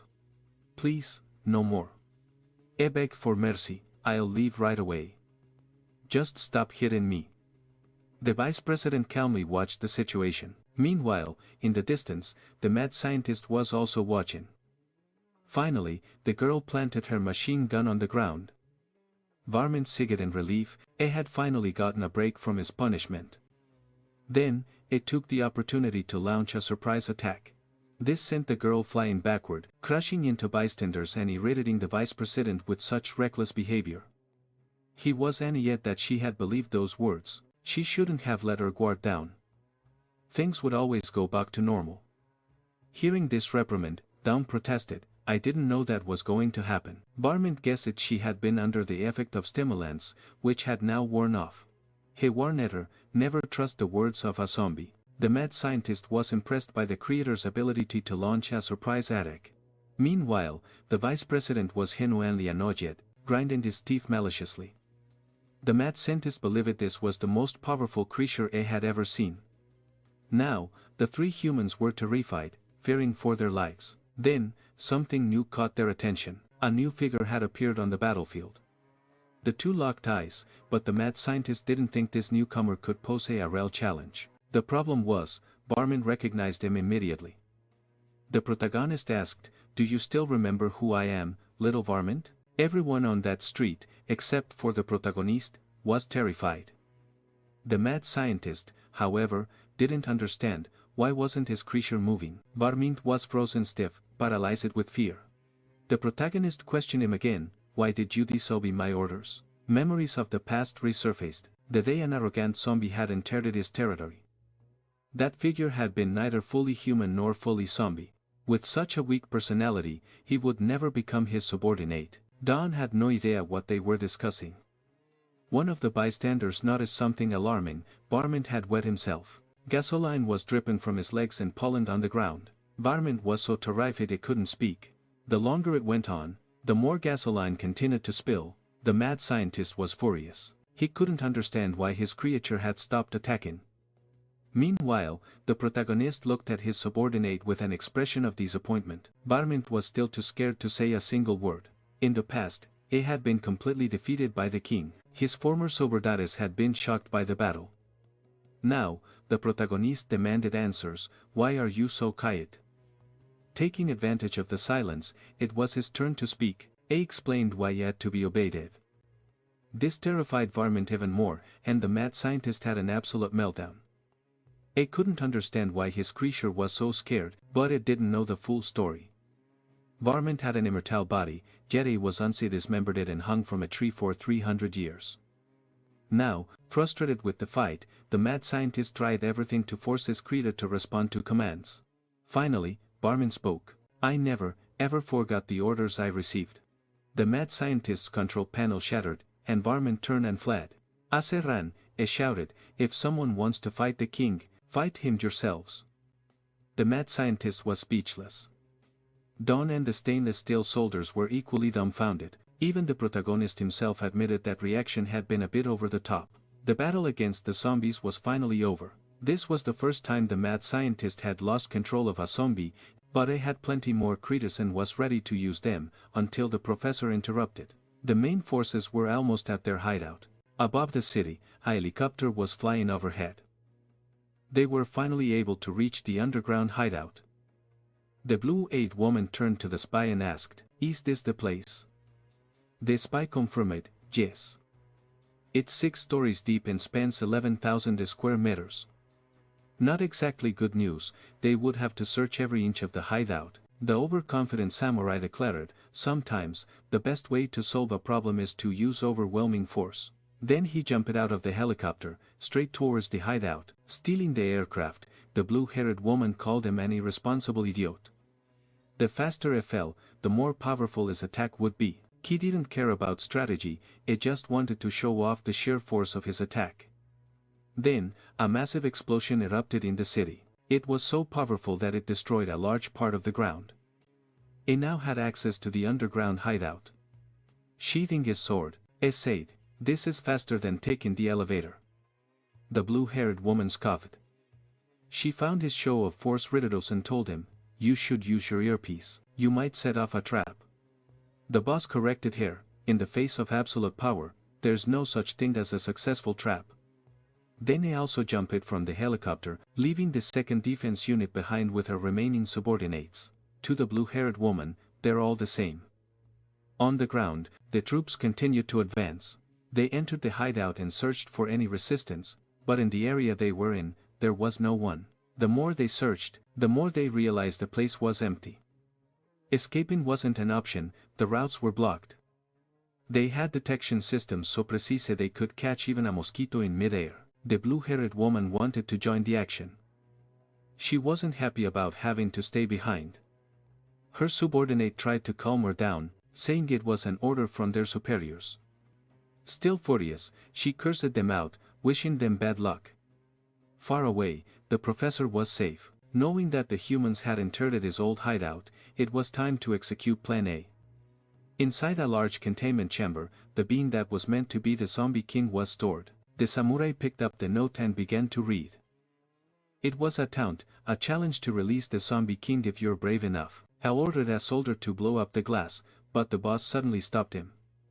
Their mission was to capture people, not take unnecessary risks. Saying that plan had failed, the professor's team immediately moved on to the next plan. A countdown began, and with barely any time to react, a massive explosion went off. The soldiers did their best to protect themselves. As the smoke cleared, the boss watched intently. The smoke samurai was unimpressed by the trap. Then the mad scientist announced, "The containment chamber has been opened." The professor smiled. Finally, humanity would meet its end, the dawn of a new species. He wanted his creation to annihilate all life, including his own. The steel samurai waited to see what kind of creature would emerge. I never expected the zombie king to be just a small child. Both the boss and the steel samurai were confused. The boss warned the samurai to be cautious. It may look fragile, but it could be extremely dangerous. The samurai attacked immediately, but the creature was even faster. The boss was in shock. "It's powerful," he confirmed. He immediately ordered everyone to evacuate. The top priority was ensuring his soldiers escaped. The foolish masses desperately ran for the exit, but the steel samurai wasn't satisfied with the result. He launched another attack. This time, he managed to split the creature in two. Literally each half of the zombie spawned a new one. Of all the possible outcomes, this was the worst. Now, they had 2 creatures to fight, but it didn't take long for them to merge back into one. The little zombie waited, watching how the humans would move. The mad scientist ordered the release of more zombies. This would create enough of a distraction for them to escape. Following the plan, the hordes of zombies began to flood the city. Both the president and the blue-haired woman watch as the chaos unfolds. The young officer reported, "There are too many of them. The situation is going to get worse soon." He wanted to set up a defensive line, but his commander ordered him to fall back and just observe.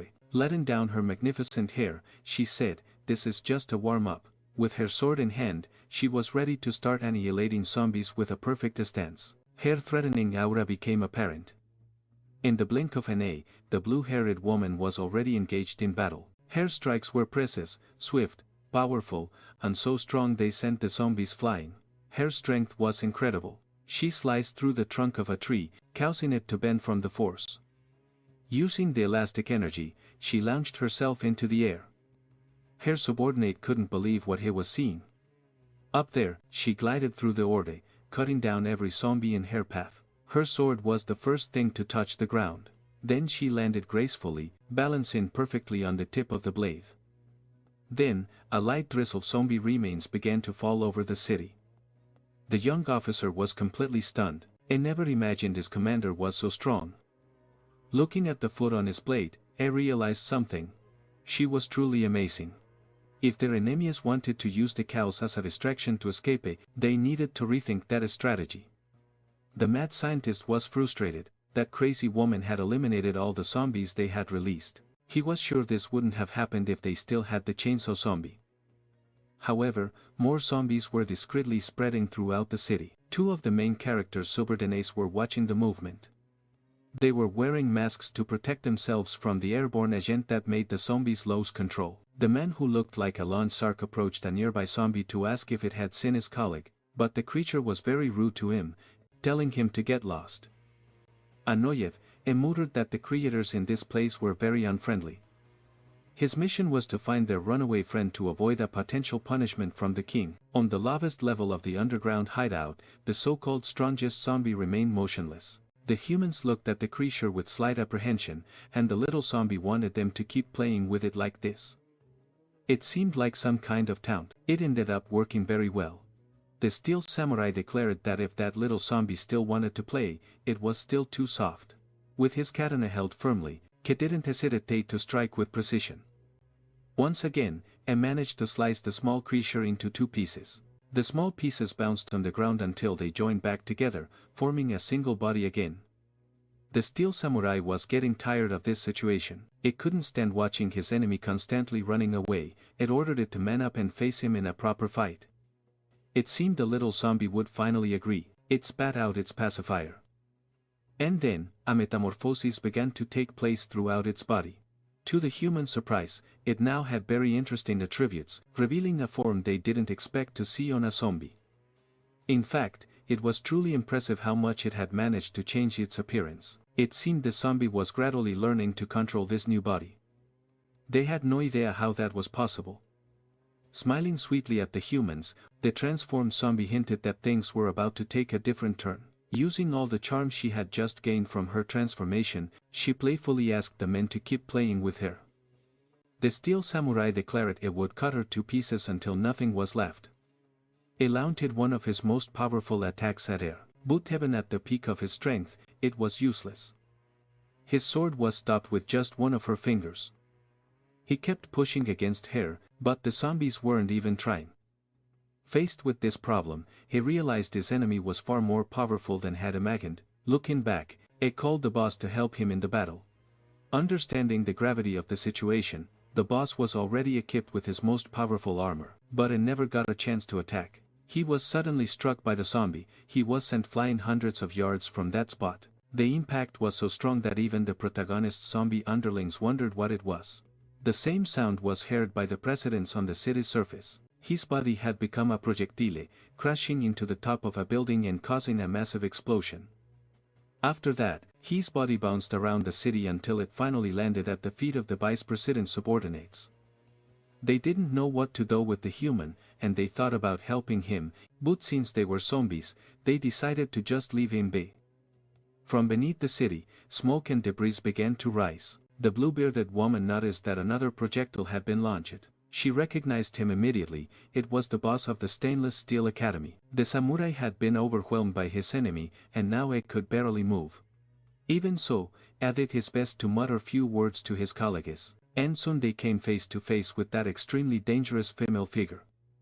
On the other side of the city, a barbecue was being patiently prepared. They said it was the first time they'd ever seen a barbecue that also included eggs.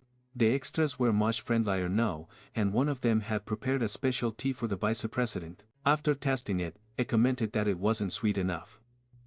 Annoyed, one of the extras wanted to know who had made that tea, because for the vice president, only the best should be served. In the middle of their meal, they heard a sharp sound that unsettled them. The female zombie continued to mock the humans and struck a threatening pose. The president knew that this being was different from the others and could be a huge problem for them. The rivals agreed to a temporary truce.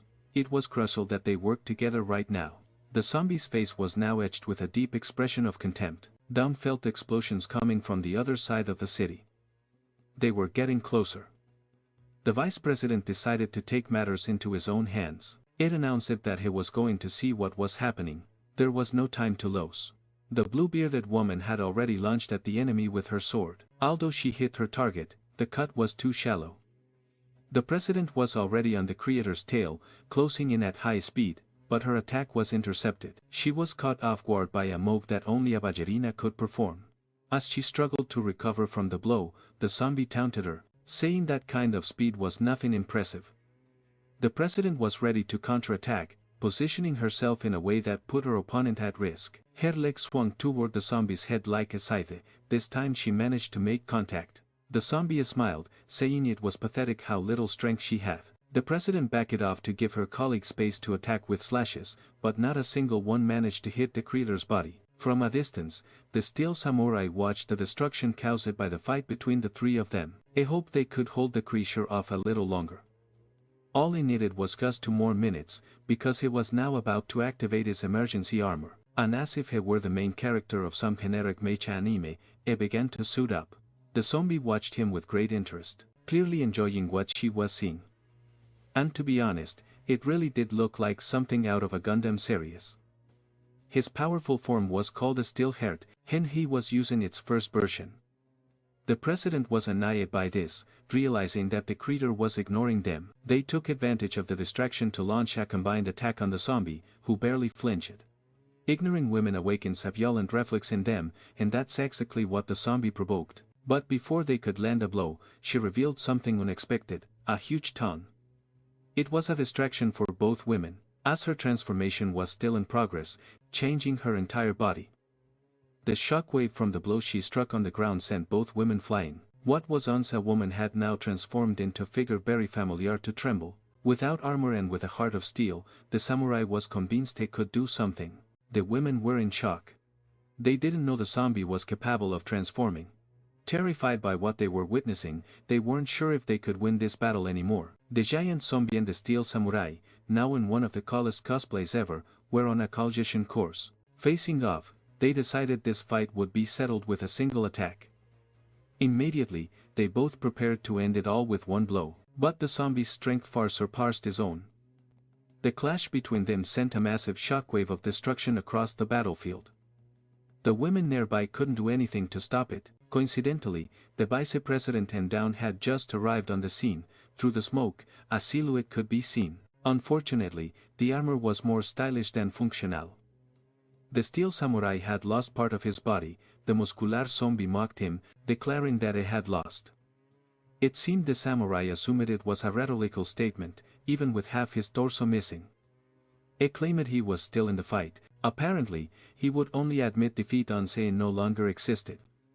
Dawn looked at the destruction, wondering if they were even in the right place. She had no idea what was going on. The protagonist noticed a very familiar scent in the air. The creator showed a radiant of empathy towards the samurai and decided to reveal her true power, hoping it would finally give up. It definitely didn't expect the zombie to be capable of getting even stronger. The muscles on her back began to grow at an absurd rate. Her hair rose into the air. It was almost as if she was going Super Saiyan. To everyone's surprise, she now looked like a generic manga character. Even the women weren't prepared for this. The scientists had no control over her in this form, but the professor simply said, "She is the zombie kin." This was to be expected. The creator announced there was no reason to continue the battle, but the samurai was too proud to accept it. The women also moved in, preparing to attack her together. Smiling, Nasami warned them that swift attacks were useless. All it took was a simple flick of her finger and the armless samurai went flying. Everyone was sent flying, and the samurai lost his armor completely. The force of the impact shattered all the windows in the nearest building. As they were thrown into the distance, the women tried to recover somehow. Thanks to the power of plot convenience, they landed right next to the vice president. He caught them in his arms, preventing them from getting any more injured. Dawn was horrified. She never imagined both presidents could be defeated so easily. The steel extras were also worried about what had happened to their leader. Being the typical proud warrior, he claimed he could still fight. The zombie smiled, saying she had allowed them to live, but they were still acting stubborn. Exhausted, Violet warned them. This was the zombie king, it was better to run away immediately. The blue-bearded woman reinforced her warning, leaving Dan to refit. The zombie king pointed at the humans, ordering her minions to attack. A horde of undead outcasts charged forward in a fury. The extras were terrified. And not only did they have no idea where all these creatures came from, but they also couldn't do anything about it. The woman in the blue gear urged the vice president to order everyone to leave or this place would become their grave. The zombies advanced, hungry. Meanwhile, the professor was delighted with the magnitude of the zombie king's power. The protagonist dropped the two women to the ground, feeling disrespected by what he had just heard. The blue-haired woman was a bit surprised by his reaction. Then, he let out a powerful roar, ordering the creatures to disappear at once. That alone was enough to stop their advance completely. The creatures froze around him, unable to disobey his command. It was as if they instinctively knew that a truly supreme sixth stood before them. Even the one who called herself the true zombie king was stunned by what was happening. Now she was intrigued by this mysterious figure who had caused the protagonist to lose control of his emotions once again. Walking over the zombies as if they were mere stepping stones, he demanded to know what title he should claim for himself, since an impostor had already proclaimed herself king. An idiot silence fell over the entire city, and the poor zombies instinctively parted to clear a path for the protagonist. The armless samurai could barely process what he was witnessing. Meanwhile, as the protagonist approached his enemy, he noticed it was strangely quiet. He positioned himself on top of the mountain of corpses. The creature looked at him, perplexed. The protagonist then asked, without any mockery, if a cat had gotten its tongue. The armless samurai was completely dumbfounded by what he was seeing. Dawn, on the other hand, was in shock. This was the protagonist's true form. With a subtle smirk, the zombie king finally understood that his enemy was also a zombie. Realizing this, the armless samurai demanded to know how the Afterlife Academy allowed a zombie to become vice-president. Violet immediately told him to shut up. The two powerful beings stared each other down. They had decided, the one who survived this battle would be the true king. Both were ready to engage in a fierce fight. The evil creature landed a direct blow on the protagonist, but the vice-president just scoffed at it, mocking that it must have skipped breakfast today. It took the zombie king a moment to realize his enemy was truly powerful. He then took a devastating punch. The shockwave from the blow sent the zombies below them flying. The flying zombies lit up the night sky. Meanwhile, the only thing that kept the fake zombie king from taking off too was the fact that he didn't have wings. Its body continued to soar across the city. The distance it traveled from a single punch was incredible. It was thrown so far that it left the continent and crashed into the ocean. Its impact was so violent that it smashed into battleship, throwing the entire crew into chaos. The shockwave rocked the vessel as the creature struggled to regain its balance. Watching the battle, the mad professor was completely bewildered. He had no idea how it was possible. They never knew that guy was also a zombie. Despite the brutal impact, the attack hadn't done enough damage to finish it off. The scientists couldn't even measure the potential of this new combatant. Meanwhile, the zombie king suddenly started lifting the entire battleship with his bare hands. Dawn was alarmed. She had just noticed something even more dangerous falling from the sky. A submarine was thrown into the middle of the city, and the zombie king smirked, declaring that he was indeed full of energy. The destruction in the city was reaching catastrophic levels. Trembling with fear, Dawn muttered that it would be best to leave this place immediately. Elsewhere, the lonely, shark-like zombie was repairing the steel samurai's body. His friend scolded him, telling him to stop welding immediately. He turned around and did as he was told. The boss was furious. Those buffoons had welded what should have been cut and cut what should have been welded. Looking toward the horizon, they felt the overwhelming presence of the true king. Meanwhile, the battle in the city continued in full force. The protagonist gained the high ground, positioning himself above his adversary. He began to taunt him, trying to provoke him. Dawn remained terrified, still in shock from the vice president's true form. Something was approaching fast. The protagonist maneuvered a rope in his hands, wrapping it tightly around the zombie king's neck. This way, he had his enemy exactly where he wanted him. The armless samurai was still struggling to accept that this being was a zombie. Meanwhile, the vice-president refused to let his enemy get away. The moment he pulled him in, he delivered a crushing blow, and judging by the sting of the impact, the soles of his boots must have been soaked in lemon juice. The force of the kick sent his enemy flying into the stratosphere. It thought it could play with the rope too, but as soon as it tried to pull, the protagonist cut it. The critter plummeted from the sky like a missile, crashing into the city. The extras watched everything like spectators at an event. Meanwhile, the protagonist seemed to be having a lot of fun with all of this. His enemy tried to attack him at an incredible speed. It claimed it wasn't trying to run away, it just wanted to change the battlefield. Now the two were much closer to the ocean. The protagonist had landed on one of the aircraft carriers. Some of the crew members noticed what happened, assuming he was just an ordinary person.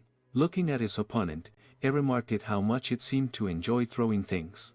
Now the crew members started to panic, realizing that this was a zombie. Some of them considered abandoning the ship. The fake king then said that he also liked to throw things. Back in the city, the chief was watching the fight alongside two of the king's subordinates. He said they should flee immediately. He knew the vice president was strong. They shouldn't underestimate the mad professor. The lungfish shark-looking zombie told the human to shut up. He should be paying attention to what was happening. There was nothing that could defeat the king. Not even a god would be able to pull it off. The protagonist who had been on the aircraft carrier suddenly disappeared. He reappeared right in front of his opponent. The fake king realized he had gotten even faster. He was then brutally punched in the face. The impact was so powerful it launched him out of the Earth's orbit. He soared through space until he realized he was no longer on Earth. And then he noticed a massive object heading straight for him. A full-sized ship had been thrown at him. The gigantic aircraft carrier crashed into the zombie, embedding him in the moon. Back on Earth, no one could explain how any of this was happening. How was he so strong? Why was physics being completely ignored? The protagonist was now sitting in a lifeboat. Meanwhile, the moon now had an aircraft carrier stuck to it. There was no point in trying to run away anymore. Anywhere they went would be just as dangerous. The furious creature declared that this wasn't over. He began to use all his strength to free himself from the aircraft carrier. After finally getting it off of him, he used the moon to propel himself back to Earth, and the protagonist was just waiting for him to get closer. Preparing for a jump, he began to gather his strength. No, he too was heading into space. However, he used the aircraft carrier to keep gaining momentum and return to Earth. The battle between the monsters was far from over. Knowing the ship contained a nuclear reactor, the creator rushed towards it, destroying part of its structure. He wanted the protagonist to experience his destructive power. The ship that had once been floating in Earth's orbit was now plummeting towards the ground. The impact created a massive explosion. Everyone watching the battle was completely terrified. A shockwave from the explosion began to tear everything apart around it. It was so massive it could be seen from multiple places on the planet. Its mushroom cloud rose far beyond the clouds. The protagonist's friends and the humans ran to take cover from the approaching shockwave. He was on another ship, preparing to close in on his enemy. His jump was so forceful it made the entire vessel shake. And now the creator realized he was once again face to face with his enemy. Watching him closely, the protagonist's adversary wanted more, because he was just getting started. After everything that had happened, the protagonist was finally starting to get worried. Meanwhile, the creator made a proposition. I believed this was a battle with no winners. They should stop fighting immediately. Instead, they should work together to destroy the world. As he spoke, he threw the protagonist's body across the city. He proposed they split the world in half, each ruling their own side while staying out of each other's way. Dawn was a little worried about that last attack. Meanwhile, the creator wanted to know the protagonist's opinion. The protagonist had no interest in destroying the world. Watching the fight, the chief said that none of this made any sense, which in his opinion was reason enough to flee immediately. The two of them were too strong. They should retreat, regain their strength, and plan a counterattack. But the lungfish shark-looking zombie told him to shut up. He was talking too much nonsense. He was completely mistaken if he thought the real king was limited to a single transformation. The look of disbelief on the chief's face was unmistakable. With a smirk, the protagonist declared that a creature like that wasn't worth working with. He was deeply offended by the idea of splitting everything in half. The chief continued to watch the fight, still in awe of what was happening. In a threatening tone, the protagonist stated that only the weak talk about destruction or absolute control. Don wanted to know what they were saying, but they were too far away to be heard. The protagonist was now genuinely furious with the creature before him, and by the looks of it, this so-called king would only learn after being taught a proper lesson. The protagonist's face began to change, gaining color, and as his appearance transformed, his power also increased. Watching the change, the women were completely shocked. The gray-skinned being had turned it into a normal person. Was it really possible that he had transformed back? The protagonist now had a human appearance, but a rather generic one. His eyes looked a lot like those of a certain character from a story where the protagonist gets rid of people by writing their names in a notebook. His menacing aura could be felt from miles away, and aboard the ship, the fake king was terrified. Meanwhile, back with the protagonist's subordinates, the chief was with them. One of them hurriedly woke him up, telling him to see for himself what was happening, and needed to witness with his own eyes the being they called their god. Although the protagonist still had long nails, he had become a normal human. No one could explain why he now had a completely human body. As the battle continued, rain began to fall from the sky, and the fake king grew even more frustrated. He was unable to comprehend what kind of existence stood before him. It was impossible for someone to be a zombie and a human at the same time. His attack was about to strike the face of this new entity. But the protagonist did nothing until, suddenly, even the raindrops stopped moving. All had to do was raise one hand, and just like that, the body of the so-called zombie king was lifted into the air. Finally, the raindrops began to move again, but in reverse, rising up into the sky. People were also caught in this reversal of gravity, and Dawn tried to grab onto something to keep from floating away. She wondered if a zombie shot of this much power. Not even the huge warships were spared from this force, and even sea creatures began to rise from the ocean. It was a terrifying sight. The creature, completely subdued, still glared defiantly at its opponent. Once it was close enough, the protagonist told it that from now on, it should call him daddy. Even from space, you could see the cataclysm that was forming, a massive tornado. Debris crashed to the ground, and the fish that had been thrown into the air also began to fall. Recovering from the shock, Violetta stated that no zombie should be capable of all this. A gigantic whale crashed onto the roof of a building, and everything was so absurd that even the mad professor was stunned. In his fragile state, the fake zombie king had no idea how any of this was possible. Still holding the lifeless creature in his hand, the babbling seemed to finally come to a conclusion. Those who witnessed everything had no idea what had happened. The protagonist casually dropped the zombie. Its body crumpled to the ground. It landed completely lifeless, revealing it was nothing more than an empty shell. The boss was curious. I didn't understand why the creature wasn't moving anymore. The long shark laughed, saying it must have literally died of fright. The boss didn't even know that was possible. On the mad scientist's side, they were also in complete disbelief. This shouldn't have been possible. It was time for them to get to the helicopter. The entire fleet along this coast had been destroyed. This was their only chance to escape it. It was now or never. The mad scientist tried to flee, but was immediately frozen in shock. The most powerful being of all was already standing right next to him. They had never revealed their real position, there was no way he could have found them. With his generic terrifying gaze, the protagonist said nothing. He simply watched as those around him trembled in fear. He wanted to know if they would surrender willingly or if they preferred to suffer the same fate as the zombie king. They had one whole second to decide. Everyone immediately chose to surrender, except for the mad professor who was still resisting. The protagonist then gave him a more serious look, and just like that, the man who should have been executed ended up being captured alive. The others still didn't know what was wrong with him. He was acting very different. Reverting to his normal form, he admitted that his transformation was terrifying. but that he preferred to be a kind and gentle person. Violetta suggested that Dawn go ask him about it, but she was also too scared of the vice president. So, Violetta encouraged her, saying that one day they'd probably make her the vice president of the zombies anyway. Nervous but determined, Dawn approached him and asked if he was okay, since they were about to leave. He stood up, saying he was hungry. This scared her so much she almost jumped back. But at that moment, what he really wanted was just a more durable shirt.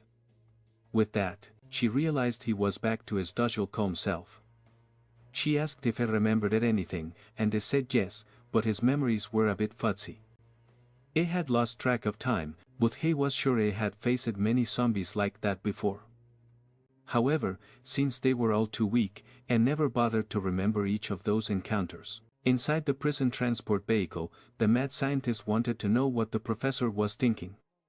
The professor smiled. He never expected such a powerful being could exist, but he was sure that he would eventually get a sample of his genius and create an even stronger entity. The zombie king had been defeated and Professor Jaime was finally in custody. With that, the protagonist was thrust into the spotlight. People wanted to become president too. He would need to manage and protect his cities. If he failed to expand his population, he would lose the title. He chose the city of Edge even though it was completely abandoned. This worried his superiors, who assumed he would lose his position quickly. But the protagonist was unshakable. He was determined to rule that place. After the formalities were settled, he was officially declared president. A supervisor was furious about his decision to choose a deserted city and an idiot to lead it. Even Violet acknowledged it was a risky choice. The protagonist's subordinates began moving into their new city. The scene was unprecedented. Human soldiers were actively helping zombies relocate to their new home. Alongside the new president stood the elite of his subordinates. The loan shark confirmed that everything had been done as ordered. All the citizens had been transferred and that was exactly what he wanted. Asking the soldiers to get into formation, a little zombie shuddered. It wasn't used to humans yet, believing they might be dangerous. The soldier reasserted, saying the president's orders were like the commands of a god and that the president's people were its people too. The little zombies struggled to believe those words, but finally, after so long, they had a place to call home. Sometimes, for a race to prosper, war is necessary. In fact, besides being powerful, the protagonist was an extremely wise being. They wanted to know what should be done with Barment, since he had been hanging there for several months as punishment, but the protagonist insisted should stay there. His punishment spot was at the very top of the Sea Hall building. At the peak of the building, he was properly restrained, constantly crying and admitting that he was wrong, repeatedly begging for mercy. He swore he would be obedient from now on. He didn't want to become zombie jerky. The citizens were delighted with the changes, finally having a home of their own. Meanwhile, Violet was training hard, determined to get stronger, but she ended up crashing violently into a wall. She tried to recover from the heavy impact. After getting to her feet, she coughed hard.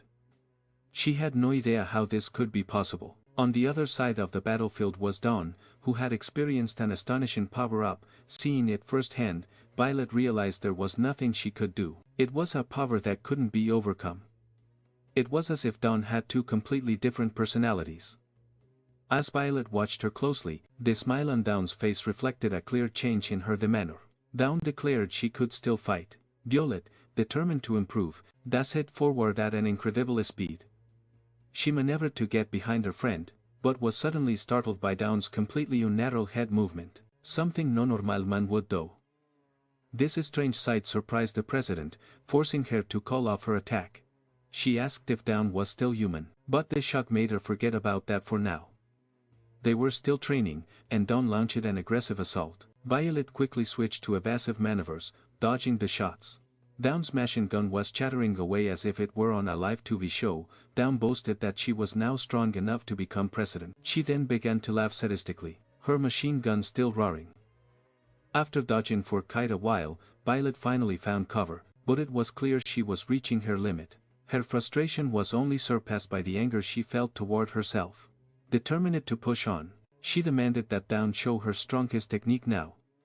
This triggered the zombie cells in Dawn's body, activating at full power. Violet lunged forward, executing one of her best attacks. But Dawn mocked her, asking if she was even trying, stating that she wouldn't use her best technique against such a weak opponent. Then, in a terrifyingly unpredictable move, the president struck with precision. A clean slice split Dawn's body in two. Despite the pain and damage, all Dawn did was smile. Violet, stunned, wondered why her friend hadn't even tried to dodge. She was completely shocked by that incredible regeneration ability. Dawn's genes were now practically invincible. For Violet, this was too much. She demanded to know what the zombie had done to her. Almost revealing her hints, Dawn asked if Violet finally understood that she could be president too. She lunged at Violet with her bare hands, preparing to land a precise blow. This time, Violet couldn't dodge. She was slammed into the wall. That was enough for her. She suggested they stop the training. Dawn's body began to emit a white smoke. As she returned to normal, she apologized, saying she hadn't done any of that on purpose. Violet wanted to know if she really wasn't a zombie, even after being bitten. Dawn explained that she had undergone multiple tests at the lab, and they confirmed she was still human, but that still didn't explain her extreme regeneration or the unnatural way she moved her. Dawn felt like she could transform whenever she wanted, but she didn't feel any different physical, and whenever she felt exhausted, she could take stimulants without any side effects. Hearing this, Violet's expression turned to pure frustration. She demanded that Dawn get out of her way. She had something important to do. Dawn asked where she was going, but Violet told her it was none of her business. Another subordinate also asked where she was headed. Violet was already rushing toward H City, the protagonist's territory. She boarded a plane in a hurry. The aircraft took off, heading straight for the city. Finally, the plane landed at the airport.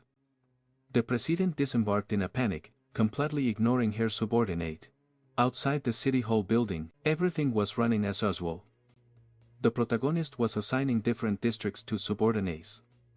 Finally, it was time to assign a role to the lounge shark-looking guy. He was ready to serve loyally and irresponsibly. It was no surprise he looked like a loan shark. The protagonist saw potential in him to manage the city's treasury, making him responsible for all the money.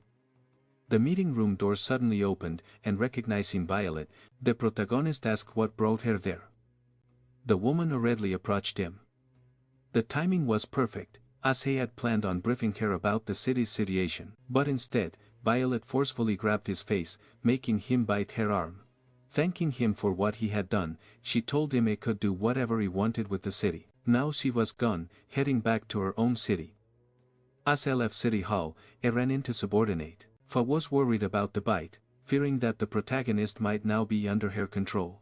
If the protagonist ever decided to betray humanity, they would be in serious trouble. But the idea of gaining all that strength and regeneration ability was too tempting. It was worth the risk. He didn't even care if he had to dance for him. Meanwhile, back in the meeting room, the protagonist was trying to figure out what had just happened. After assigning roles to his subordinates, the city slowly began to flourish. There was now a clothing store for zombies, there were barbers, there were janitors all over the city, and even furniture movers. A driving school had been established to teach zombies how to drive, though the zombies weren't exactly used to such things. In the protagonist's office at City Hall, he was observing the city's progress. It gave him an incredible sense of satisfaction. Meanwhile, his file was being reviewed by a supervisor. She wasn't impressed by this new chairman's credentials. She couldn't understand what had motivated the Afterlife Academy to appoint him. She soon learned that he was also a zombie, or at least that's what the chairman of the Stainless Steel Academy claimed. But she assumed it was just slander, since rival academies often spread false rumors about each other. Regardless, she didn't like this new chairman. She doubted he had the right personality for the job. Zombie or not, she would check it out for herself in person. Meanwhile, at the North Pole, an expedition was underway. A helicopter was approaching its landing site. In the middle of the sea, a huge ship was breaking its way through the ice. A man greeted Professor Strange. It seemed they had discovered the remnants of an ancient civilization, a desiccated body that was thousands of years old. They made the discovery while conducting some experiments. The body was buried under 500 meters of ice. The professor stressed the importance of being careful, as they couldn't afford to damage it. If it truly belonged to an ancient civilization, this would be one of the greatest discoveries in human history. Slowly, the block of ice was being carefully removed. The professor hoped this would be a major breakthrough for technological advancements. Among them, there were a few suspicious-looking individuals, with their faces hidden under hoods. As the chairman of the archaeology department, it was the first time he had felt so nervous about his work. The crane finally lifted the block of ice. It was carefully lowered to the ground. Inside, a human silhouette could be seen, and it was clearly a female figure, and despite it being severely desiccated, it held immense potential. Staring at her, the professor couldn't believe it was real. He was completely mesmerized. While was distracted, one of the team members was suddenly attacked. A bite to the neck. As they feasted on him, the man next to him demanded to know who was responsible. The professor realized these people were not part of his team. Panic broke out and they started screaming for help, but there was little they could do. The professor was thrown to the ground by one of the mysterious figures. They declared that he was simply a necessary sacrifice. They told him to stop struggling. They just needed a little of his life juice. These strange figures had unusually long canine teeth, and they enjoyed biting necks. The block of ice fell to the ground. Immediately, one of the men began to smash it open. It wasn't long before they reached the desiccated body inside. She was almost completely free from her icy prison. Once she was freed, they covered the woman with a coat. After so long, she was finally free. Herr Superdanis greeted her. They hailed the Blood King. They wished her a long life and eternal youth, and her first question for them was simple: is that cursed zombie still alive? The Blood King gasped out at the horizon. Herr Superdanis informed her that the zombie was still alive, even after a millennium. But for some reason, after destroying human civilization, he'd allied with them and was now rebuilding his clan. One of the women urged the queen to be cautious. But in her eyes, there was immense hatred and resentment. She was determined not to lose to him again. Back at headquarters, everything was going smoothly. The zombies were enjoying their lives, drinking some delicious tea, until one of them was informed that someone had come to visit. At the headquarters, everyone interested in the new president had gathered. The man who had been bitten earlier was writhing in immense pain. No one had ever seen anything like it before. It didn't look like a zombie bite. They knew he had been on the archaeological expedition, and his team was now missing. Despite it being an ordinary person, he had managed to injure 2 presidents. It seemed they needed a professional opinion on the matter. A heavily armored vehicle parked in front of the building. Inside it was the protagonist. The soldiers greeted him instantly. He still wasn't used to it. Then, he was led inside the building to examine the case. Several well-drawn side characters were already waiting for him. The first one stepped forward to welcome him. That president belonged to the Iron Academy. He was very excited to meet the man responsible for capturing the mad scientist. After greeting him, he went on his way. Apparently, that side character was extremely envious, assuming the protagonist was a nobody. Meanwhile, a zombie was delighted to shake hands with the humans. Another foolish character scoffed, saying he could tell just by looking at him that the protagonist was weak. At the same time, the Iron Samurai wondered if these side characters had a death wish. After making this comment, he suddenly realized the Iron Samurai had disappeared. Wisely, he had decided to hide. He didn't expect the zombie to come. The doctor asked the zombie to take a look at the case, hoping it could recognize the type of monster. But the zombie barely knew his own age. How was he supposed to know what kind of creature it was? However, he noticed some very peculiar marks on the man's neck. It unlocked a distant memory in his mind. A little nervous, Violet asked if he had discovered anything. The man was becoming more and more aggressive. Then, he finally realized who he was dealing with. The first rule of being a scoundrel is to be smart. It ensures longevity. The protagonist was absolutely thrilled with this discovery. He knew the man belonged to the Blood tribe. A massive wave of energy radiated from his hand, so powerful it sent shockwaves throughout the room. The vampire, who had been acting aggressively, instantly curled up into a fetal fission, trembling with fear.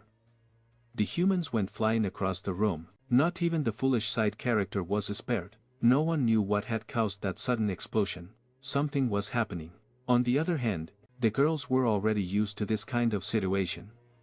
Looking at the creature, the protagonist was sure he had wiped them off the face of the earth a long time ago, but clearly, had been mistaken.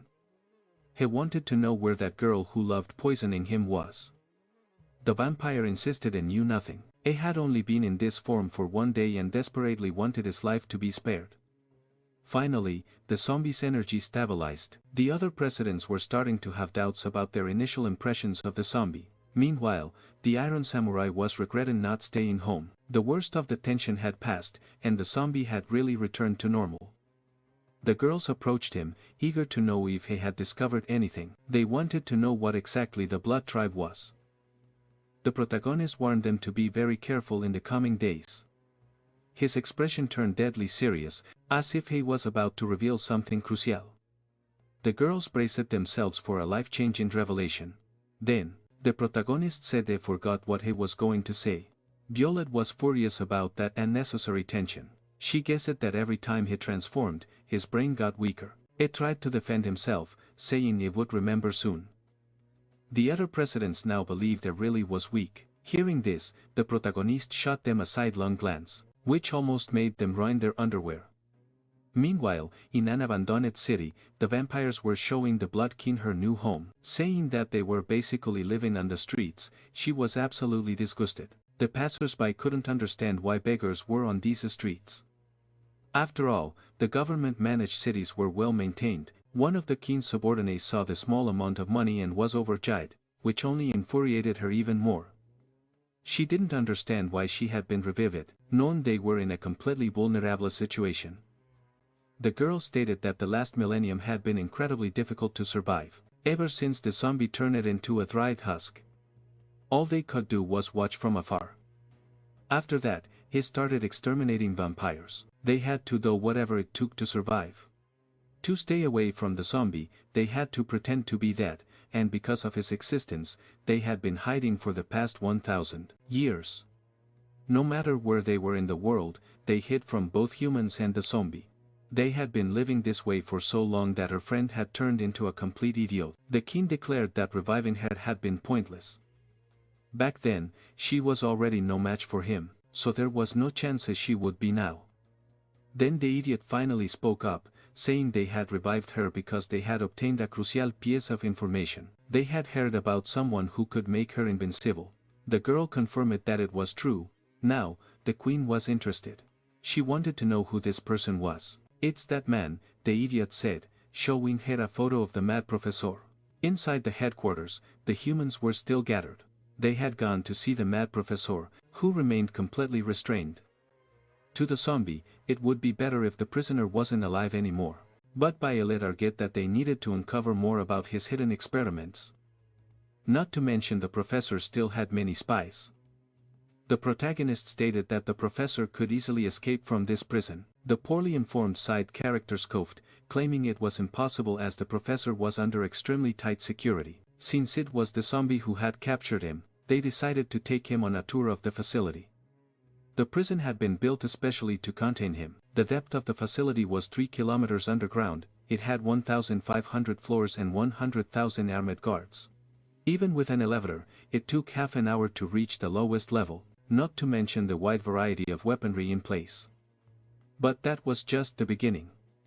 There was a president assigned to every 100 floors, totaling 30. Additionally, there were 2 exclusive warden presidents overseeing the entire prison. With this level of security, an escape was unimaginable. To top it all off, there was a massive bomb installed in the facility. The professor was physically attached to the detonator. Even if he were freed, the explosion would completely erase him from existence. Even a god wouldn't survive such an explosion. It seemed like the protagonist was slightly impressed, but in reality, he found humans to be a bit too paranoid. He was almost embarrassed with them. They were way too ridiculous. In a dark alley near the prison, the Blood King was also watching the facility. She was shocked by the level of security. "Humans are such hateful creatures," she muttered. Meanwhile, a side character told the president that an inspector was heading to the protagonist's city. She should inform her boyfriend. She immediately denied that they were dating. She also didn't understand why she was being told this. The inspector was informed that the city was full of zombies, but the side character wasn't concerned. To him, the only thing that mattered was absolute strength. After hearing that, the president made a peculiar expression. She realized that this fool would soon learn how things really worked. That particular city was very well structured. The zombie was surprised by how prosperous human cities have become. Meanwhile, the mad professor remained in his unbreakable prison. Inside the prison, a man was on his way to deliver food to the professor. One of the scientists believed that there was no hope left for them, but the professor still desperately wanted the zombies' genes. This terrified his subordinate. He was convinced that they would all be executed soon, but the professor was confident. As long as the humans didn't have access to his resources, they wouldn't get rid of him. He had already ordered his spies to store all the important data somewhere, not even knew where. He was determined to make these fools regret leaving in Aleph. The zombie was too strong for them to extract a kinetic sample. It was probably impossible to create something stronger than him. But the professor didn't care about that. He just needed to find a test subject who was already powerful. That would make his job much easier. However, there was a problem. This was a maximum security prison. The scientist had no idea how they would escape. The professor remained silent because he already knew what was happening. The food delivery robot was approaching them. It was small, moving very slowly. It was so cautious it almost seemed suspicious. Even the robot itself seemed to acidity. Watching the scene, the mad scientist was completely confused. But the professor nonchalantly swallowed a bite of food. A small probe had been hidden in one of his teeth, and it continued to act as if nothing had happened. He was secretly communicating with the spy, wanting to know where the zombie king's body was. He learned that it was stored in a lab on the 200th floor of the prison, guarded by 2 guards. The body remained completely motionless. The professor ordered his spy to follow his instructions. Meanwhile, in the city, Zombami was cheerfully strolling through the streets when his phone rang. It was Violet. She informed him that an inspector was heading to their city and would arrive at any moment. That inspector's job was to evaluate the citizens' quality of life and lifestyle. If she found out he was a zombie, he would be fired immediately. Extremely anxious, he asked if she would believe him if he just claimed to be human. Violet scolded him, reminding him that their entire city was full of zombies. She urged him to do something about it right away. After hanging up, he was overcome with fear. He imagined it was all over. He had no idea what to do and not a single clue. Then, as he looked at a shop window, something caught his eye. Inside, there were tons of makeup products. The inspector arrives. The inspector finally landed at the airport. A plane was already prepared to take her to the city. Her biggest concern was the weak personality of this new president. That's why she was eager to fire him. Meanwhile, in the city, to the president's surprise, several vehicles suddenly started falling from the sky. This unusual sight was the protagonist's doing. His subordinates were curious about what he was plotting. Those trucks were filled with makeup. It was meant to be used to disguise the citizens, since an inspector was on her way. Realizing the urgency of the situation, the loan shark immediately began organizing teams to ensure the task was completed on time. This was crucial if they wanted to keep living in the city. The trucks carrying makeup were quickly sent to different districts. Some zombies were skeptical about whether the strategy would actually work, but the loan shark never questioned his king's orders. He was sure there was a reason behind this madness. Immediately, all the zombies got to work. A zombie child asked what was going on. His mother explained that the king wanted them to disguise themselves as commoners. She went up to a distribution point and picked up some makeup. Herr Johnson was very excited about the task. After asking him to wait a moment, she completely transformed herself. City-wide makeover. Finally, all the makeup was distributed. Of course, some zombies had trouble with their disguises. They pointed out that Goo's disguise wasn't very convincing. The zombies snapped back that it was none of their business. Those 2 specific cases were going to be a problem.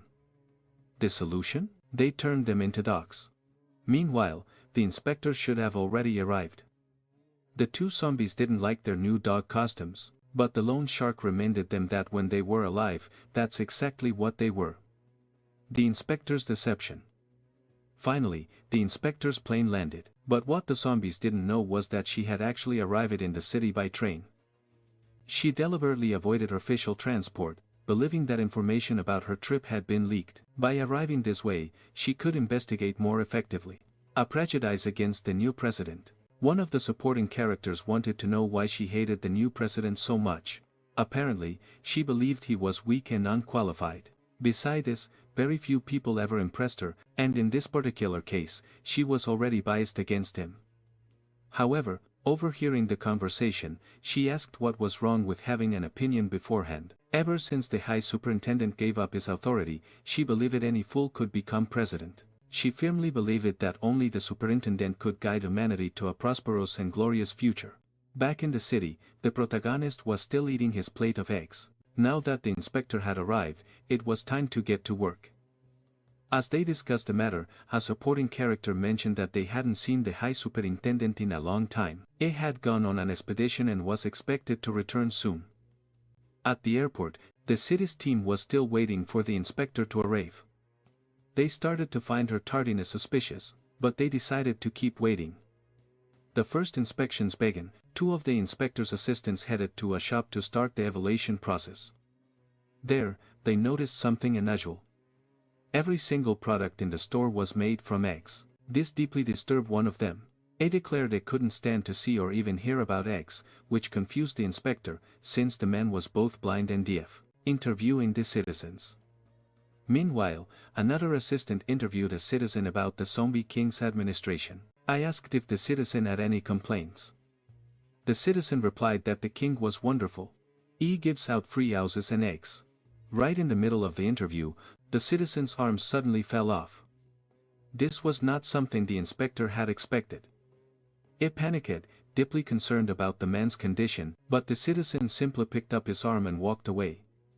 He nonchalantly explained it was just a prosthetic and the inspector shouldn't worry. Still, the assistant was extremely confused. They couldn't find a single sane person in the entire city. It was the inspector's first time dealing with such ridiculous humans.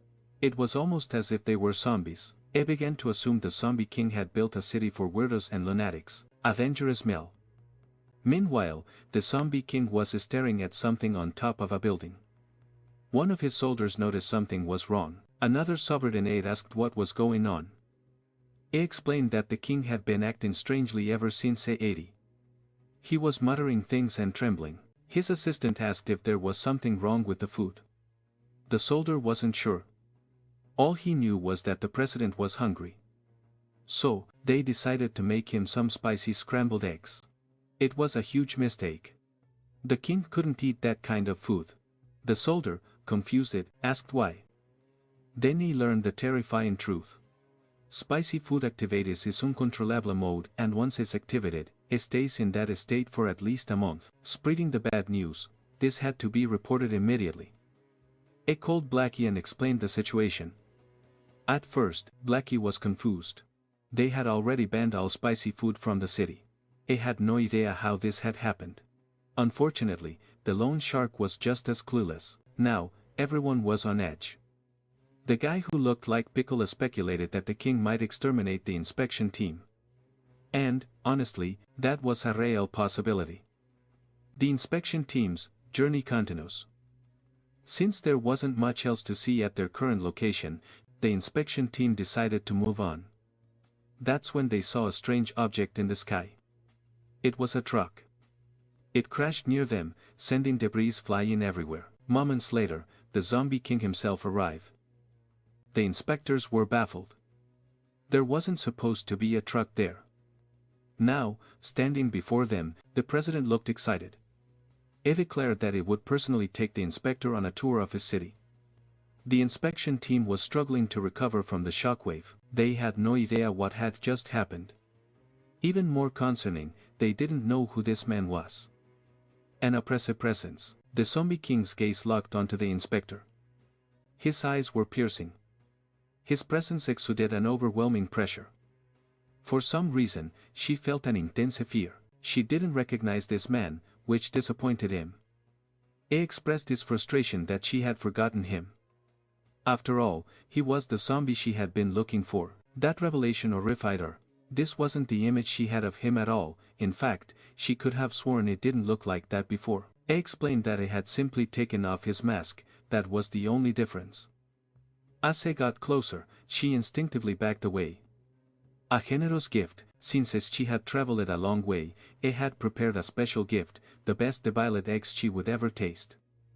Dozens of his citizens were already prepared to serve the food. The protagonist assured it not to worry, they don't eat people.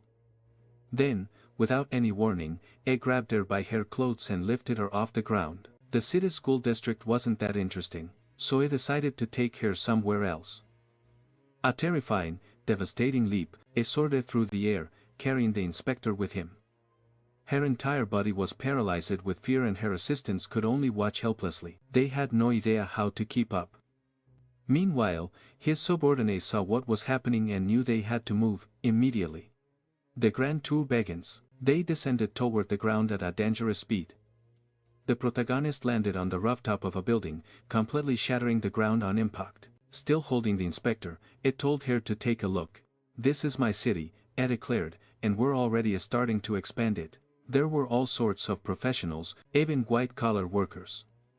There were cleaning crews, business operators, and people working hard to generate income. Fi was about to explain the city's laws and regulations, but the inspector was still paralyzed with fear.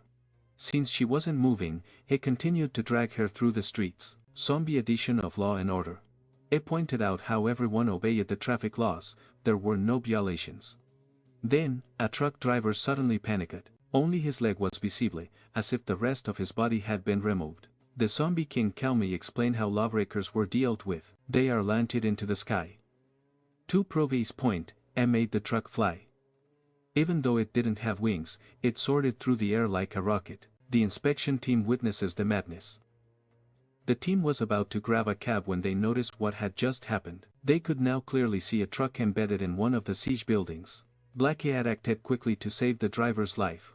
The inspector assumed the driver had been executed, but the zombie king confidently denied it. "That's impossible," he declared, "my subordinates possess unparalleled power." A sudden interruption, just as the inspector's assistants arrived to help her. The protagonist casually tossed her in their direction. Although the driver had been rescued, a bus remained stuck in the building. Once again, the protagonist reminded them that if they thought they had lived long enough, they just had to get in his way. After that brief explanation, all they could do was live in fear. With nothing left to say, silence filled the entire intersection. One of the assistants urged the chief inspector to leave quickly, as his own legs were already getting weak. They didn't know if one person could do all that. There was definitely something wrong with that chairman. Compared to the strongest people they knew, that man definitely didn't seem human. Seeing that they still hadn't left, the protagonist continued to watch them intently. One thing was for sure now, whoever reported him as weak needed to be fired immediately. Just they were about to leave, the chief inspector unexpectedly requested to stay a little longer. She admitted that he was doing an excellent job managing the city, but the chairman had to do more than that. He needed to have at least decent combat power. The protagonist's subordinates fell into complete despair. That sentence sounded like a huge provocation. The woman stated that she hadn't seen the full extent of his power yet and wasn't sure if he was truly capable of protecting the entire city. Fearing what might happen next, the protagonist's subordinates immediately held her back, completely terrified. They were now genuinely worried that he might have heard those words. The zombie stopped his departure and remained silent for a long moment. He became very interested in the woman's statement. Apparently, she really wanted to see everything he was capable of. His subordinates could only hope he would change his mind and not take her seriously. Accepting her request, they were all escorted to a beach. The zombie with a sack on his head had a terrible feeling about what was about to happen. They all stood there watching what the protagonist would do. The inspector had no idea why they had been brought to that location. It was easy to tell that the protagonist's silhouette was overwhelmingly intimidating. Knowing his boss well, the zombie with a sack on his head felt the need to give the inspector one last piece of advice. "Everything, absolutely everything that happens from here on out is your fault. We have nothing to do with this anymore." Terrified by the warning, she briefly exchanged glances with the zombie. By then, he had already begun to unleash his power. One of the men got nervous as the rocks in the area began to float. The protagonist was emanating an even greater power. His body was gradually transforming once again. Again, it took the form of a generic protagonist. Even though they had spent the whole day with zombies, it was the sight of a human face that truly terrified them. They couldn't understand what had happened to the protagonist. Until now, the ocean waves had been moving naturally. But after he started emanating all this power, the water stopped as if it were a solid object. The entire atmosphere had become completely unnatural. The people around him could feel that even the air had changed in density. They had no idea what he was doing. Suddenly, he launched himself into the air, sending them flying backward. His strength was immeasurable, creating a small epicenter of shock waves. If it hadn't been for the kindness of the zombies present, the inspector's assistant would still be in the air. She couldn't hold herself to the ground. Looking ahead, she realized the president had disappeared. They still had no idea what was happening or where he could have gone. Gently, a zombie handed her a telescope so she could see what was happening. Equipped with incredible lenses, the small telescope had a magnification power that should be impossible for its size. Now, she was looking directly at the rings of Saturn. There was no doubt that this celestial body was unimaginably far from Earth. On the planet's surface, President Sammy was walking calmly. Realizing the impossibility, the inspector began to panic. Against all odds, that man had practically teleported to Saturn. Such was his speed. A distance thousands of times greater than the Earth's circumference, a feat still impossible even with the most advanced technology. For them, this was the absolute limit. Even if he were human, what he had done was beyond human capabilities. Determined to show off a bit more of his power, the protagonist reached out his hand. Slowly, he began to clench his hand into a fist, as if preparing to throw a punch, assuming an offensive and well-prepared stance. Once ready, he began to move his entire arm, unleashing an incredible powerful blow. Even from Earth, they could feel that he had crossed the threshold of danger. Terrified, the lone shark ordered everyone to take cover immediately. The wind generated by that simple movement turned out to be monumental, creating a small cataclysm in the middle of the ocean. Giant waves worthy of an apocalyptic scenario began to advance toward the continent. On the beach where everyone was, the humans could do nothing but panic and soil themselves. Back at headquarters, a violent earthquake began to shake the building. A loud alarm blared throughout the city. A level 12 tsunami had been detected. Violet, after hearing that, was in complete disbelief. It was truly terrifying. That massive movement of water was more than enough to annihilate the entire human race. Dawn could done nothing but scream in terror. The truth was, even if they wanted to do something, they would never be able to. The city's defense system activated at its initial level. Massive walls began to rise in an attempt to contain the advancing water. Meanwhile, in the middle of the ocean, there was something like a clearing. The water had been forced away from the area. At the epicenter of the impact stood the protagonist, wanting to know if that demonstration of power was proof enough of his strength. From outside the Earth's atmosphere, it was possible to see its full magnitude. After witnessing that, the inspector was left speechless as the protagonist watched them like ants. Transforming once more, he began to return to city with his subordinates. Meanwhile, the inspection team had reached a logical conclusion. Even monsters were more human than that person. Their taxi drove away toward the place they should have never left. Despite the excessive display of power, it was certain that the city would not be taken from them. While all of that was happening on the other side of the planet, inside the prison, interesting developments were unfolding. The soldiers remained vigilant, analyzing the body of the zombie king. They still couldn't comprehend how the zombie had managed to defeat him. It was impressive that the mad professor had created a life form like that. Basically, he had tried to create a god. It was a shame that the creature wasn't alive. After what had happened, it hadn't shown any vital signs. Behind them, manipulating a test tube, an undercover spy was carrying out his task, following the precise instructions given by the professor. He was carefully mixing the ingredients in the correct proportion so that the zombie could be revived again. He had to wait for a window of opportunity to inject the solution into the dormant body. As soon as the patrol guard announced he would step out for his round, the spy began his mission. He managed to strike the creator's neck with the injection. It didn't take long before he was immediately seized by the floor's head officer. Desperate, the officer demanded to know if the spy had any idea what he had just done. The creator's eyes glowed with evil once more. Suddenly, explosions began to erupt throughout the prison. The president, who had previously underestimated the zombie, was now completely terrified. Throughout the prison, alarms blared loudly. A smoke billowed across the corridors from the rubble and destruction. The zombie king was awake once again. It was as if had returned from a long nightmare. He received orders from the professor to get them out of there. The professor promised to make him even stronger than that other monster. In the air, an aircraft was approaching the prison. Inside, someone was furiously kicking the hatch, keeping them locked in. With one final kick, the door was sent flying outside, putting all passengers in danger. The plane had been hijacked, and the hijackers ordered everyone to remain still. As long as they cooperated, no one would get hurt. Given decisional, the crew members decided to comply. The Blood King was now dressed properly. Air access was the only way in. Her subordinate reminded her about the bomb attached to the professor's body. She knew that, but there were no other options. She believed it was nothing more than a human trick. If she couldn't handle it herself, she wouldn't be worthy of being called a king. As soon as they flew over the target location, they jumped from the aircraft toward the prison. The Queen's orders were clear. They must be even more brutal than the humans. Inside the prison, several presidents were alerted to the invasion. It all seemed like a grand conspiracy to trigger a mass breakout. Everyone needed to be on high alert. The vampires had already entered the facility, encountering heavy resistance from the soldiers. One of the humans told everyone to stay calm since there were still 30 presidents inside the facility. In the lower levels, they realized the prison break might be underway. The Blood King didn't seem impressed by anything happening around her. She was in the upper levels. In between her and the professor, all the presidents were stationed to secure the facility. Down in the lowest level, where the true prisoner was held, one of the presidents had already received his fair share of beatings. The zombie king had done it with ease. He hated the professor, and his true intention was to leave him there to rot, giving the cell a smirk. The professor seemed like had expected this reaction.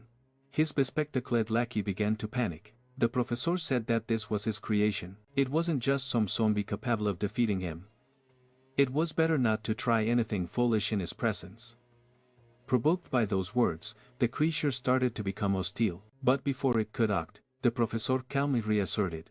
As long as he was helped to achieve his dreams, he had no interest in staying alive. The zombie king acknowledged that humans were terrifying and admitted that he was interested in becoming even stronger. With that, the professor assured him that he never went back on his word.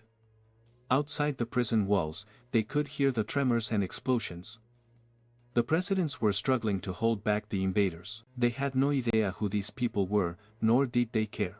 The Blood King had no intention of explaining herself to mere extras. With unwavering confidence, she advanced towards them.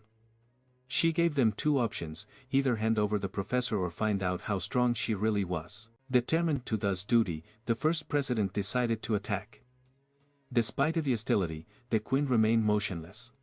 These presidents were resolute. They wouldn't let her do as she pleased inside the prison, but the fight ended faster than expected. Pieces of cyborgs were scattered all over the floor. It had all happened so fast that no one even saw what occurred. The soldiers, being metahumans, were terrified. Still, they opened fire. The queen knew their human weaponry posed zero threat to her. The assault rifles began to sing their song of violence, but the bullets just hit her skin and fell to the ground. They couldn't even tear her clothes. She was completely unfazed, not even a single blink was necessary. One of the vampires reached out her hand, mocking human technology. More explosions erupted inside the prison.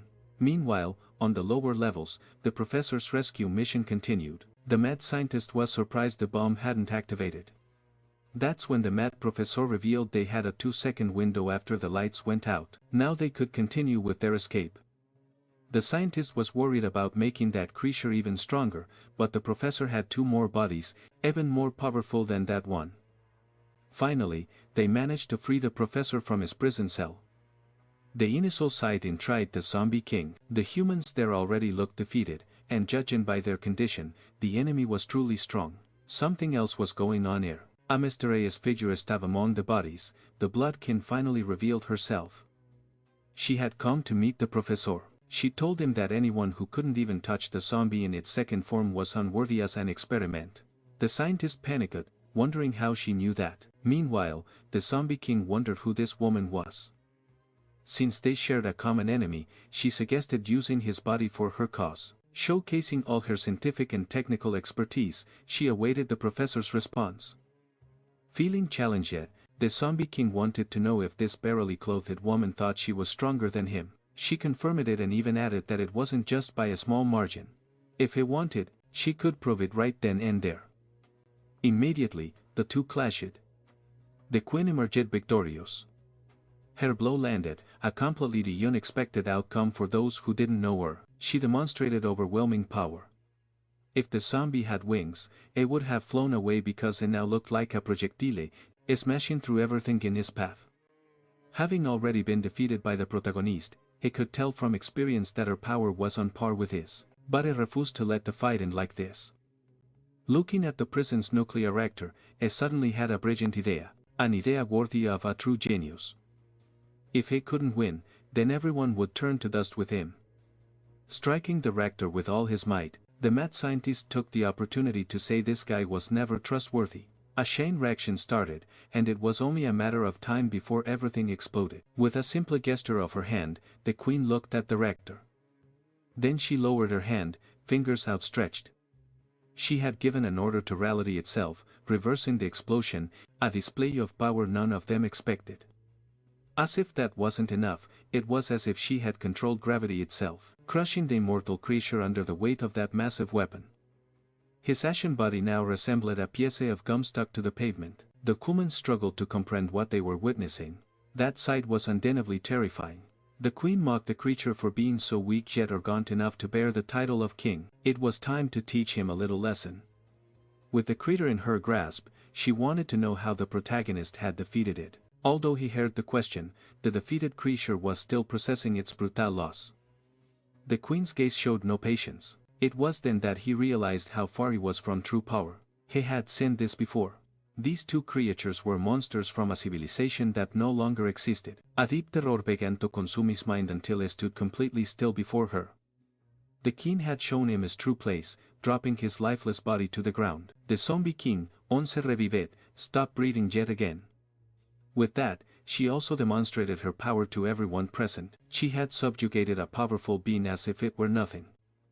The zombie king before her was nothing more than an insect. The presidents who had been defeated by that creator were now certain that this woman was in a league of her own. Even the mad scientist struggled to believe what he had just witnessed. Finally, she turned her attention to the professor.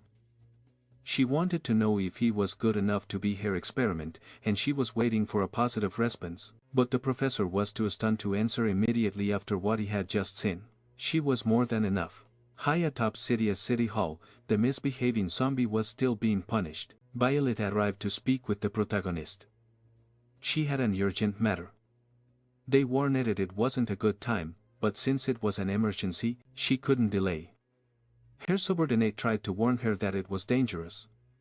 Hitting those words, Violet said she had no idea what he was talking about. She entered the president's office, saying she had